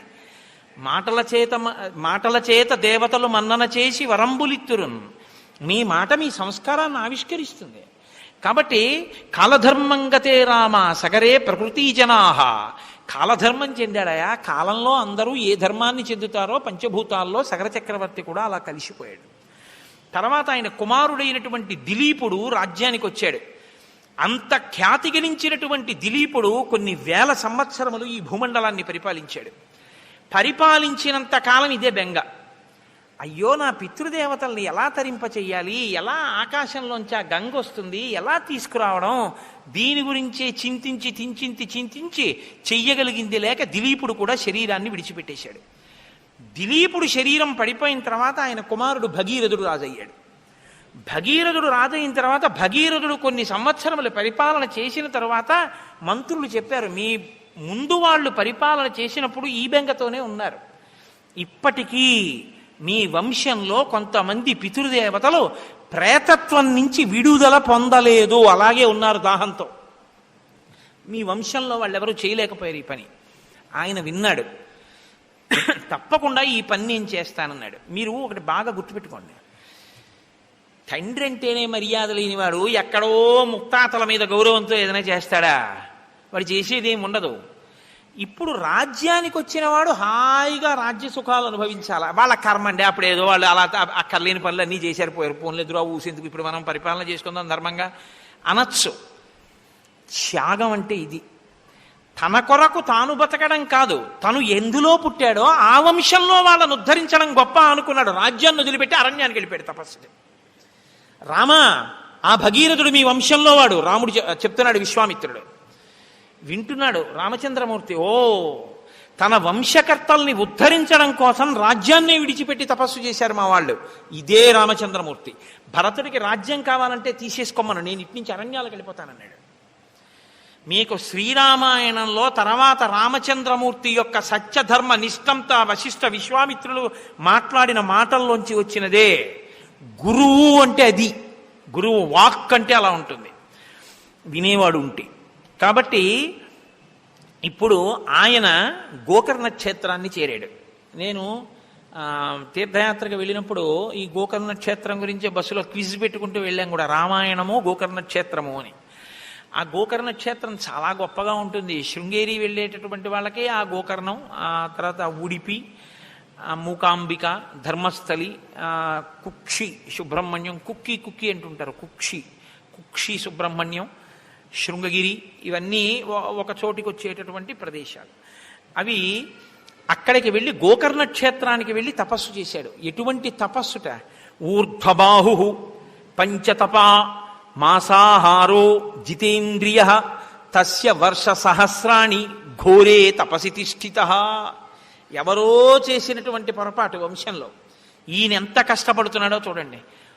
ఊర్ధ్వబాహు, 2 చేతులు పైకెత్తాడు. పంచతపా, 4 వేపులా గ్రీష్మ ఋతువులో అగ్నిహోత్రాన్ని పెట్టుకుని కన్నులు ముయ్యకుండా సూర్యుడి వంక అలా చూస్తూ ఉన్నాడు.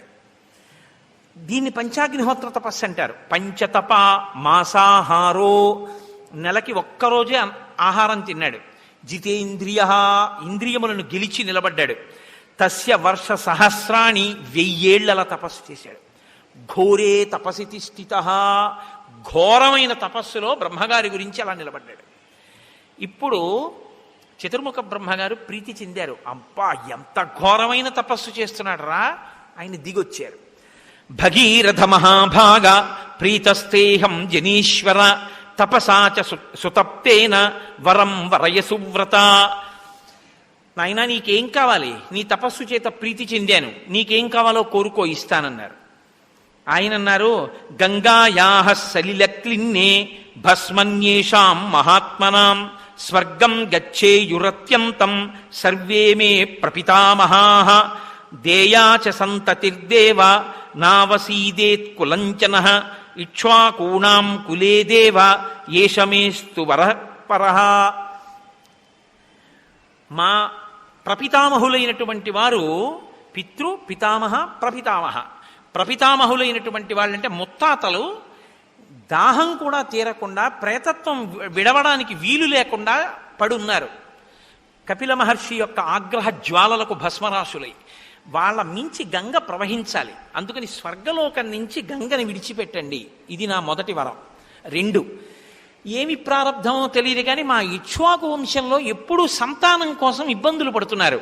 మా ఇక్ష్వాకు వంశం సంతానానికి ఇబ్బంది పడకుండా మా వంశము ఎప్పుడూ సంతోషంగా పుత్రపౌత్రాభివృద్ధిగా ఉండేటట్టుగా అనుగ్రహించవలసింది.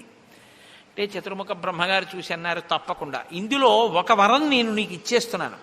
ఇక్ష్వాకు వంశంలో ఇంకా సంతానానికి ఇబ్బంది లేకుండా తప్పకుండా వంశం కొనసాగుతుంది, బిడ్డలు పుడతారు.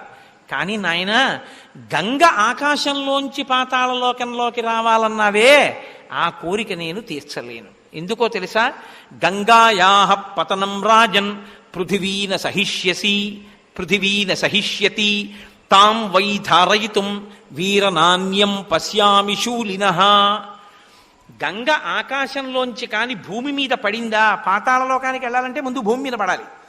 భూమి మీద కాని పడిందా, ఈ భూమి తట్టుకోలేదు, కదిలిపోతుంది భూమి. కాబట్టి భూమి యొక్క స్వరూపం పాడవకూడదు. కాబట్టి గంగని ఆకాశంలోంచి భూమి మీద పడు అని చెప్పడం కుదరదు. కానీ నేను నీకు ఒక మార్గం చెప్తాను.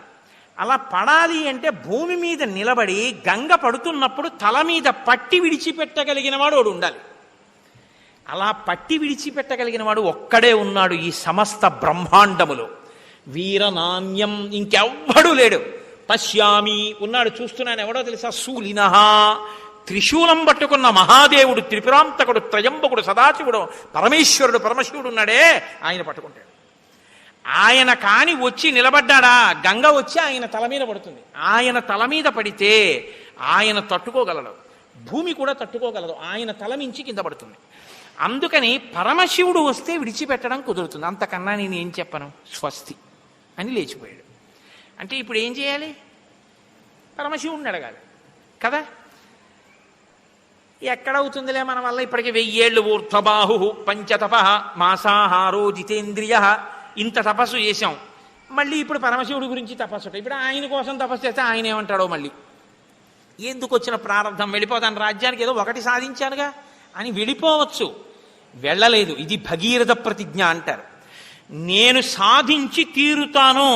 పట్టుదలంటే ఎలా ఉంటుందో రామా చూడు. 1000 ఏళ్ళు తపస్సు చేసి మళ్ళీ శివుడి కోసం తపస్సు చేస్తున్నాడు. మీ వంశంలో వాడే చెప్తున్నాడు రామచంద్రమూర్తికి. ఓ పట్టుదలంటే ఇలా ఉండాలన్నమాట, మొక్కలోని సాహసంతో ఉండాలన్నమాట. రాముడు నేర్చుకుంటున్నాడు, చెక్కుతున్నాడు విశ్వామిత్ర మహర్షి. మీరు రెండో కోణాన్ని కూడా చూస్తుండాలి, కేవలం రామాయణ కథ కింద వినేసేయకండి. కాబట్టి ఇప్పుడు మళ్ళీ వెళ్ళి పరమశివుడి గురించి తపస్సు మొదలుపెట్టాడు. ఊర్ధ్వబాహుర్నిలాలంబో వాయుభక్షో నిరాశ్రయ అచలస్థాణువస్థిత్వా రాత్రిందివమరిందమా. రాత్రి లేదు, పగలు లేదు, రెండు చేతులు పైకి పెట్టి మాంసాహారో, బ్రహ్మగారి గురించి తపస్సు చేసినప్పుడు నెలకోసారి ఆహారం తిన్నాడు, ఇప్పుడు ఆహారం లేదు. వాయుభక్షో, కేవలం గాలి తింటున్నాడు. నిరాశ్రయ, ఏమి ఆశ్రయం కూడా లేదు. అచలహ, కదలటం లేదు. స్థాణువత్, బిగిసిపోయినటువంటి విగ్రహం ఎలా ఉంటుందో అలా నిలబడ్డాడంతే. నిలబడి రెండు చేతులు పైకెత్తి తదేకంగా పరమశివుడి గురించి తపస్సు చేశాడు. చేస్తే అలాంటి తపస్సు 1 సంవత్సరం పాటు చేశాట. చేస్తే పరమేశ్వరుడు ప్రీతి చెందాడు. ప్రీతస్తేహం నరశ్రేష్ఠ కరిష్యామి తవాప్రియం శిరసాధారయిష్యామి శైలరాజసుతామహం. ఇది శంకరుడంటే. తండ్రితనం మహానుభావుడిది. ఆయన అన్నాడు, నీకేం కావాలి అని అడగలేదు. నాయన ప్రీతస్తేహం నరశ్రేష్ఠ కరిష్యామి తవ ప్రియం, నీకు ఏది ప్రియమైనదో అది నేను చేస్తాను, నీ తపస్సుకి మెచ్చుకున్నాను. శిరసాధారయిష్యామి, నెత్తి మీద పట్టుకుంటాను. ఏమిటి? శైలరాజు సుతామహం, పర్వతపుత్రి గంగని పట్టుకుంటాను. ఏమంటే పురాణం చెప్పండి అంటే చెప్తారు, ఏమంటే కొంచెం ఊరేగింపుకు ముందు నడవండి అంటే నడుస్తారు. ఏమంటే మీరంటే మాకు ఎంతో సంతోషంగా ఉంది, ఓసారి కింద నించోండి, ఫస్ట్ ఫ్లోర్లోంచి నీళ్లు వస్తామంటే నించుంటారా? పరమశివుడు అంటే అది. ఆయన అంత పితృహృదయం ఉన్నవాడు, మహానుభావుడు. కాబట్టి తప్పకుండా నేను పట్టుకుంటానన్నాడు, అడగకుండా. శైలరాజ సుతామహం అన్నాడు. సరే వెళ్ళాడు. అసలు ఆ నిలబడినటువంటి భంగిమ ఆశ్చర్యంగా ఉంటుందండి. ఆ భంగిమ ఉపాసన యోగ్యం, అద్భుతం. 2 కాళ్ళు పక్కకి పెట్టి 2 చేతులు ఇలా నడుం మీద వేసుకుని ఇలా తల కొద్దిగా పైకెత్తి ఇలా జటాజూటాన్ని కొంచెం విస్తరించి పడు జటాజూటంలో అన్నట్టుగా ఇలా నిలబడి ఉంటాడు. విజయవాడ కనకదుర్గమ్మ దేవాలయంలో ఉంటుంది అటువంటి మూర్తి. ఇలా చూస్తూ ఉంటాడు. ఇలా ఆయన వెళ్ళి నిలబడ్డాడు. వచ్చి పడు అని చూసిందిట పైనుంచి గంగమ్మ. చూసి అచింతయచ్చసాదేవి గంగా పరమదుర్ధరా విషాంయహం హి పాతాళం శ్రోతసా గృహ్య శంకరం తస్యావలేపనం జ్ఞాత్వా క్రుద్ధస్తు భగవాన్ హరః తిరోభావయితిం బుద్ధిం చక్కిరే త్రినయనస్తదా సా తస్మిన్ పతితా పుణ్యే రుద్రస్య మూర్ధని హిమవత్ ప్రతిమే రామ జటామండలగహ్వరే సా కథం చిన్మహీం గంతుం న శక్నోద్యత్నమాస్థిత నైవ నిర్గమనం లేభే జటామండలమోహిత. ఆయన అలా నిలబడి పైకి చూస్తున్నాడు. గంగమ్మ పైనుంచి చూసిందిట.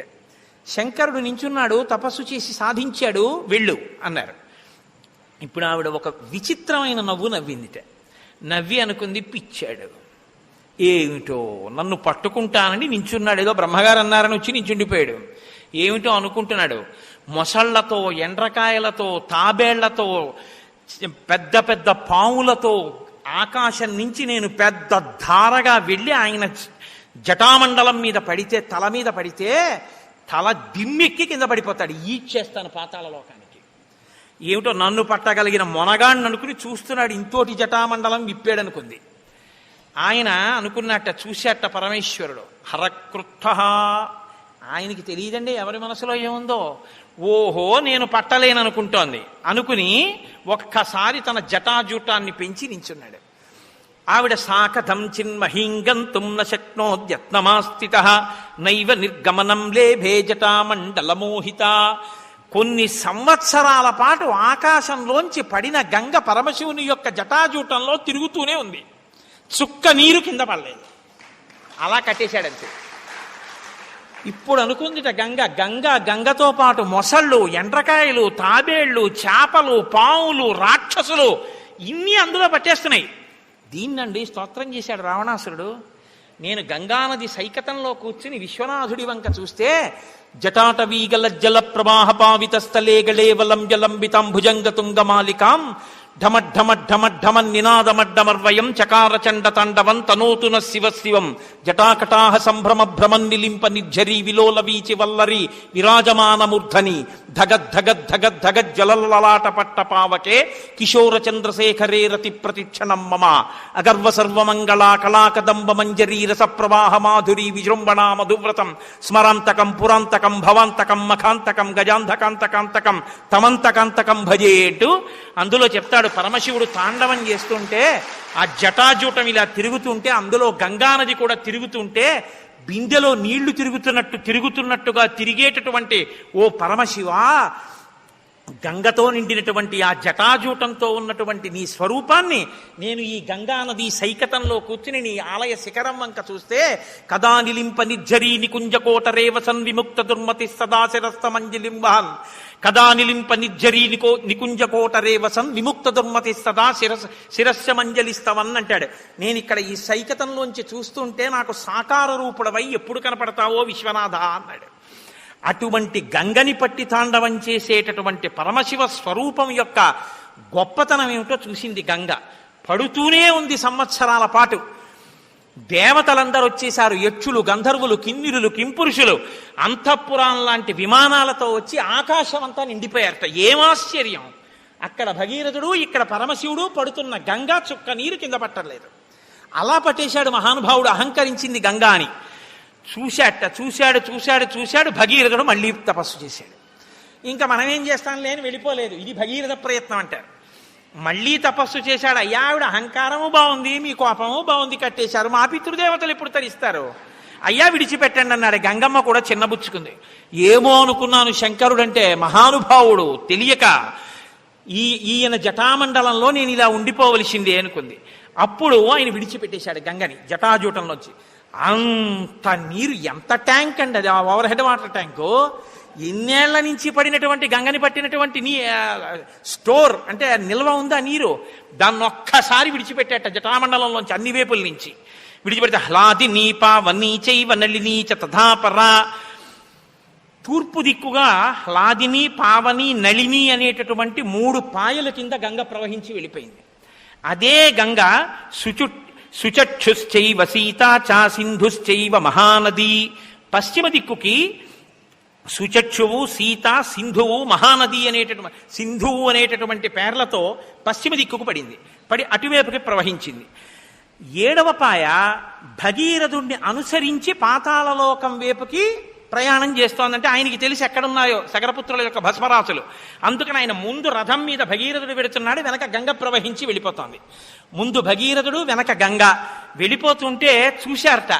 అక్కడి నుంచి పడుతున్న గంగా పరమశివుడి జటాజూటం, ఆయన ఒళ్ళంతా తడిసిపోయి పడుతున్న గంగ ప్రవాహం, ఆ గంగలో వెళ్ళిపోతున్నటువంటి పావులు, మొసళ్ళు, ఎండ్రకాయలు, ముందు భగీరథుడు, ఆయన వెనక వెళ్ళిపోతున్న గంగ కొన్ని చోట్ల కింద పడుతూ, కొన్ని చోట్ల పైకి లేస్తూ, కొన్ని చోట్ల తుంపర్లు కక్కుతూ, కొన్ని చోట్ల గుద్దుకుంటూ, కొన్ని చోట్ల చప్పుడు చేస్తూ, కొన్ని చోట్ల సుడులు తిరుగుతూ అది వెళ్ళిపోతుంటే గగనాశంకర శిరస్తతో ధరణిమాశ్రిత వ్యసత్పత జలం తత్ర తీవ్ర శబ్ద పురస్కృతం. బ్రహ్మాండమైనటువంటి ఘోష, చప్పుడు, రంగతుంగ తరంగ సంఘములతో, రంజిల్లు ఘోషంబుతో, బంగారంబగు పొంగుతో, నురకతో, పువ్వాట తుంపర్లతో, భంగుల్ సల్పుతు జంఘలించుతున్న భో భాగము నుండి జారన్ గంగమ్మను దల్చితే శిరమునన్ రంజిల్లుతున్ శంకర అంటారు. అలాంటి గంగావతరణం. ఆ గంగమ్మని పట్టి విడిచిపెడుతుంటే, ఆ గంగమ్మ వెడుతుంటే చూశారట అందరూను. మచ్చ కచ్చ పసంగైశ్చాసింసుమార గణైస్తథా పతద్ధి పతితైశ్చాన్యైః వ్యరోచత వసుంధరా. ఆ దేవతలు, యక్ష, గంధర్వ, కిన్నెర, కింపురుషాది సమస్త జాతులు ఆకాశంలో నిలబడిపోయి, ఆ నిలబడిపోతే వాళ్ళ విమానాల కాంతులు మేఘాల కాంతులతో కలిసిపోయిట. పడిపోతున్నటువంటి గంగ కాంతులు హంసల గుంపులు పడిపోతున్నట్టున్నాయిట. అందులో మెరిసిపోతున్నటువంటి చేపలు, మెరిసిపోతున్న మొసళ్ళు, మెరిసిపోతున్న పావులు, వీటి మెరుపులతో ఆకాశం నిండిపోయిందిట. కింద పడిన గంగ వెళ్ళిపోతుంటే ఆ ప్రవాహపు కాంతులు, నురుగు, శబ్దం, కొన్ని చోట్ల వంకర్లు తిరుగుతోంది, పైకెక్కుతోంది, కింద పడుతోంది, ముంచెత్తుతోంది. వెళ్ళిపోతుంటే చూశారట. ఏమి అదృష్టం రా నిజంగానని. గగనాశంకరస్థిత తతో ధరణిమాశ్రితా. అప్పుడు వీళ్ళందరూ చూసి సామాన్యమైనటువంటి గంగావతరణమా అని తత్ర దేవర్షి గంధర్వావసుధా తలవాసిన భవాంగపతి తంతోయం పవిత్రమితి పస్పృశు. ఆ పాపాలు చేసి స్వర్గలోకం నుంచి కింద పడిపోయినటువంటి వాళ్ళు, పుణ్యం అయిపోయి కింద పడిపోయినటువంటి వాళ్ళు, పాపంతో ఉన్నటువంటి వాళ్ళందరూ సాక్షాత్తు పరమశివుని యొక్క జటాజూటాన్ని, ఆయన శరీరాన్ని తాకి కింద పడుతున్న గంగ అని, అంత వేగంతో పడుతున్నటువంటి గంగలో తల పెట్టడం సాధ్యం కాదు కాబట్టి, తల వ్రక్కలైపోతుంది కాబట్టి నీళ్లు ముట్టుకుని ఇలా చల్లుకుంటున్నారట. చల్లుకోగానే పాపరాశంతా దగ్ధమైపోయి మళ్ళీ వాళ్ళు విమానాల్లో ఊర్ధ్వలోకాలకు వెళ్ళిపోతున్నారట. ఊర్ధ్వలోకాల్లో ఉన్న వాళ్ళు ఇది చూసి, అమ్మ బాబో ఇటువంటి గంగ మనకి దొరుకుతుందా, ఇటువంటి సన్నివేశం దొరుకుతుందా, వెళ్ళి స్నానం చేద్దామని విమానాలు దిగిపోతున్నాయి, స్నానం చేస్తున్నారు, విమానాలు పైకెక్కేస్తున్నాయి. ఏమి గంగావతరణం, ఏమి ప్రవాహం! ముందు భగీరథుడు, వెనక గంగా చూసి తీరాలని గంగా ప్రవాహానికి రెండు పక్కల ఒడ్ల మించి ఎన్ని వేల రథాలో వెళ్ళిపోతున్నాయి. ఇన్ని రథాల సవ్వడి, ఇంత గంగా ప్రవాహం ముందు భగీరథుడు వెనక్కి చూస్తూ వచ్చేస్తున్న గంగని చూస్తూ సంతోషపడిపోతూ వెళ్ళిపోతున్నాడు. ఇలా వెళ్ళిపోతుండగా మహానుభావుడు అక్కడ ఉన్నటువంటి జహ్ను మహర్షి యజ్ఞకవాటంలో యజ్ఞం చేసుకుంటున్నాడు. అనుకోలేదు ఈ గంగా ప్రవాహం ఒక్కసారి వచ్చి ఆయన చేస్తున్నటువంటి యజ్ఞ వాటాన్నంతటినీ కూడా, అంటే యజ్ఞ ప్రదేశంలో ఉన్నటువంటి ఆ కుటీరాల్ని, అగ్నిగుండాల్ని అన్నిటినీ ముంచెత్తి తనతో పాటు తీసుకెళ్ళిపోయేటప్పటికి తతో హి యజమానస్య జహ్నోరద్భుత కర్మణః గంగా సంప్లవయామాస యజ్ఞవాటం మహాత్మనః తతో దేవాః సగంధర్వా ఋషయశ్చ సువిస్మితాః పూజయంతి మహాత్మానం జిహ్నుం పురుషసత్తమం గంగాంచాపి నయంతి స్మ దుహితృత్వే మహాత్మనః. ఆయన గంగ ఇంత ప్రవాహంతో వచ్చి యజ్ఞవాటాన్ని ముంచెత్తడంతో కోపం వచ్చి ఒక్కసారి ఆ గంగనంతటిని ఆచమనం చేసి లోపలికి తాగేశాడు. ఇప్పటి వరకు ఆకాశంలో చూస్తున్న వాళ్ళు, గంగ వెంట పరిగెత్తుకొస్తున్న వాళ్ళు ఇలా చూసేటప్పటికీ గంగ లేదు, ఎండిపోయింది మొత్తం భూమి. అయ్యబాబోయ్ ఇదేమిటి, జహ్ను మహర్షి ఇలా తాగేశాడు, చప్పుడు ఆగిపోయింది, వెనకాతల ప్రవాహం లేదు. భగీరథుడు ఇలా వెనక్కి చూశాడు, ఏమీ లేదు, భూమి హిమాలయాల వరకు. ఏమైపోయింది గంగను చూశాడు. జహ్ను మహర్షి లోపలికి బుచ్చేసుకున్నారు గంగనన్నారు.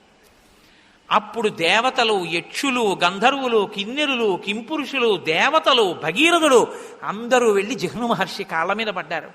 మహానుభావ, ఎంత కష్టపడి తీసుకొచ్చానో తెలుసా నా పితృదేవతల కోసం, పాతాళానికి తీసుకెడుతున్నాను, నువ్వు తాగేశావు.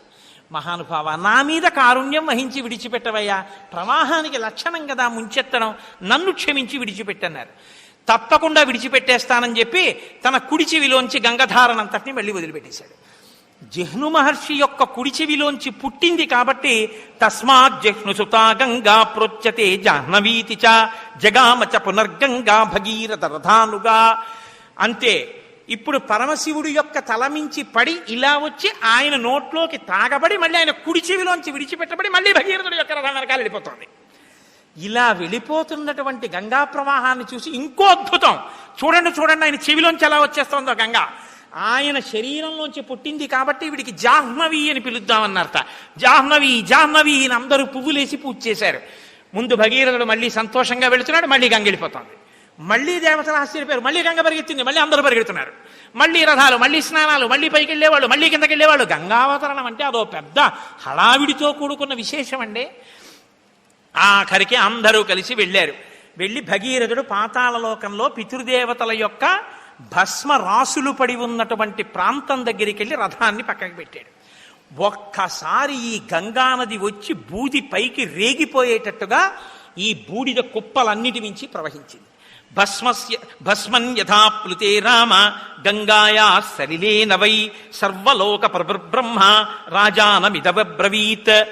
ఎప్పుడైతే ఈ బూడిద కుప్పల మించి ఒక్కసారి గంగ ప్రవహించిందో వాళ్ళందరికీ దాహం తీరిపోయి వాళ్ళ ప్రేతత్వం పోయి వాళ్ళందరూ స్వర్గలోకానికి వెళ్ళిపోయారు, 60,000 మంది. అప్పుడు పరిగెత్తుకుంటూ చతుర్ముఖ బ్రహ్మగారు హంసవాహనం ఎక్కి వచ్చాడు. నాయన, లోకంలో దుర్లభం, ఎవ్వరూ సాధించలేనటువంటిది, అత్యద్భుతమైనటువంటి కర్మ చేశావు. గంగని స్వర్గలోకంలోంచి భూమి మీదకి దింపి పాతాళలోకానికి తీసుకెళ్ళావు. నీ పితృదేవతలు తరించారు. ఇది ఎవ్వరూ సాధించలేని ప్రజ్ఞ. నీ కష్టంతో నీ తపస్సుతో ఆకాశంలో ఉన్న గంగ భూమి మీదకి వచ్చింది కాబట్టి ఇక నుంచి గంగ నీ కుమార్తెగా పరిగణింపబడుతుంది. గంగని భాగీరథి అని పిలుస్తా అన్నాడు.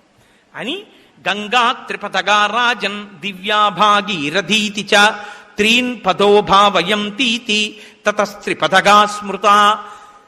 ఆకాశం నుంచి భూమి మీద పడి భూమి నుంచి పాతాళలోకానికి వెళ్ళింది కాబట్టి గంగకి త్రిపథగా అని పేరు.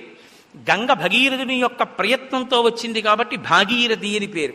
జిహ్నువు తాగి విడిచిపెట్టారు కాబట్టి జాహ్నవి అని పేరు. ఇన్ని పేర్లు మార్చుకుంటూ గంగ ఆఖరికి ఇక్ష్వాకు వంశంలో ప్రభవించి మహోత్సాహంతో ప్రవర్తించి లేనిపోని కష్టాలు కొని తెచ్చుకున్నటువంటి ఆ సగరులు 60,000 మందిని తరింపచేసింది. అటువంటి గంగ భూలోకం మీదకొచ్చినటువంటి ఈ కథావృత్తాంతం ఏదైతే ఉందో, ఏషతే రామ గంగాయా విస్తరోభిహితో మయా స్వస్తి ప్రాప్నుహి భద్రం తే సంధ్యాకాలోతి వర్తతే అని నోరు తెరుచుకు వింటున్నాడు రామచంద్రమూర్తి. రామా, ఇది గంగావతరణం. విన్నావా? సంధ్యాకాలం దాటిపోతోంది, లే సంధ్యావందనం చేద్దాం అన్నాడు. లేచాడు. కానీ రామచంద్రమూర్తి మనసంతా నిండిపోయింది. అబ్బా, ఏమి మా పితృదేవతలు, ఏమి ప్రయత్నం, ఏమి గంగావతరణం! ఇంతటి కీర్తి సాధించిన మహాపురుషులు, ఇంతటి స్థితిని పొందినవారు, ఇటువంటి వారు నా పితృదేవతలై ఉన్నారు. నేను ఎంత గౌరవంగా ప్రవర్తించాలి, వాళ్ళ కీర్తిని నేను ఎంత నిలబెట్టాలి. చిన్న పిల్లాడు ఆ వంశం గురించి విని నాకు ఎంత బాధ్యత ఉందో అనుకుంటున్నాడు. చెక్కాడు విశ్వామిత్రుడు. ఇన్ని చెప్పాడు కదా అని విని అలిసిపోయావని ఇంకా చెప్పలేదు. సంధ్యాకాలం దాటిపోతోంది నాయన, లే. విహిత కర్మాచరణం మాత్రం విడిచిపెట్టాడు. సంధ్యావందనానికి లేవలసింది, లే పద సంధ్యావందనం చేసుకొద్దాం, కాలం దాటిపోతోందని. ఇప్పుడు వాల్మీకి మహర్షి అంటారు, ఆయన ఎప్పుడు ఫలశ్రుతి చెప్పరు అసలు. ఆయన అన్నారు, ధన్యం యశస్వమాయుష్యం పుత్రం స్వర్గమతీవచ యశ్రావయతి విప్రేషు క్షత్రియేష్వితరేషు చ ప్రీయంతే పితరస్తస్య ప్రీయంతే దైవతాని చ ఇదమాఖ్యానమవ్యగ్రో గంగావతరణం శుభం యశృణోతి చ కాకుత్స సర్వాన్ కామానువాప్నుయాత్ సర్వే పాపాః ప్రణశ్యంతి ఆయుః కీర్తిశ్చ వర్ధతే. వాల్మీకి మహర్షి ఇన్ని చెప్పాలి అంటే అది ఎంత పవిత్రమైన ఆఖ్యానమై ఉంటుందో మీరు ఆలోచించండి. రామ, ఎవరైతే ఈ గంగావతరణాన్ని ప్రశస్తమైన మనస్సుతో, అంటే నమ్మకంతో కూర్చుని నమస్కరించి విని సంతోషిస్తున్నారో వాళ్ళకి ధన్యం, వాళ్ళు ధన్యులవుతారు. యశస్వం, కీర్తివంతులవుతారు. ఆయుష్యం, వాళ్ళకి ఆయుర్దాయం కలుగుతుంది. పుత్ర్యం స్వర్గమతీ చత, ఈ శరీరం పడిపోయిన తర్వాత వాళ్ళు స్వర్గలోకాన్ని పొందుతారు. యశ్రావయతి విప్రేషు క్షత్రియేష్వితరేషు చ, ఇది విన్నటువంటి సమస్త మనుష్యులు ఎవరు విన్నారో వాళ్ళందరూ, వాళ్ళు ఏ ఏ సంప్రదాయాలకి ఏ ఏ కులములకు చెందిన వారైనా సరే అందరూ కూడా ప్రియంతే పితరస్తస్య, గంగావతరణం కథ జీవితంలో విన్న రోజున వాళ్ళ పితృదేవతలందరూ ఎంతో సంతోషిస్తారు, మా వాళ్ళు ఇవాళ గంగావతరణం విన్నారు అని. ప్రీయంతే పితరస్తస్య ప్రీయంతే దైవతాని చ, అక్కడ ఉన్నటువంటి దేవతలందరూ సంతోషిస్తారు గంగావతరణం చెప్పినా గంగావతరణం విన్నా. ఆ ప్రాంగణంలో ఉన్న దేవతలందరూ మురిసిపోయేది ఎప్పుడంటే గంగావతరణం చెప్పిన రోజున మురిసిపోతారట. కాబట్టి ప్రీయంతే దైవతాని చ ఇదమాఖ్యానమవ్యగ్రో గంగావతరణం శుభం. అటువంటి ఈ గంగావతరణం శుభప్రదమైనటువంటి ఘట్టాన్ని రామా నువ్వు వివరించినదా, రామునికి విశ్వామిత్రుని చేత వివరింపబడిన దానిని విని ధన్యులవుతారు. యశృణోతి చ కాకుత్స సర్వాన్ కామానువాప్నుయాత్, గంగావతరణ ఘట్టాన్ని విన్నటువంటి వాళ్ళకి ఏవి అభ్యున్నతి కల్పిస్తాయో అటువంటి కోరికలన్నీ కూడా తీరుతాయి. సర్వే పాపాః ప్రణశ్యంతి, చేసిన పాపములు ఏవైనా ఉంటే గంగావతరణం వినడం చేత పాపాలు పోతాయి. ఆయుః కీర్తిశ్చ వర్ధతే, ఆయువు కీర్తి వర్ధిల్లుతాయి. ఇంత గొప్ప గంగావతరణాన్ని విశ్వామిత్ర మహర్షి రామచంద్రమూర్తికి చెప్తే, ఆ గంగావతరణ ఘట్టానికి వాల్మీకి మహర్షి ఫలశ్రుతి చెప్తే, ఆ రామచంద్రమూర్తి యొక్క అనుగ్రహ విశేషం చేత సంపూర్ణ రామాయణ ప్రవచనాంతర్గతంగా ఇవాళ మనం ఆ గంగావతరణ ఘట్టాన్ని యథాశక్తి చెప్పుకుని వినగలిగాం.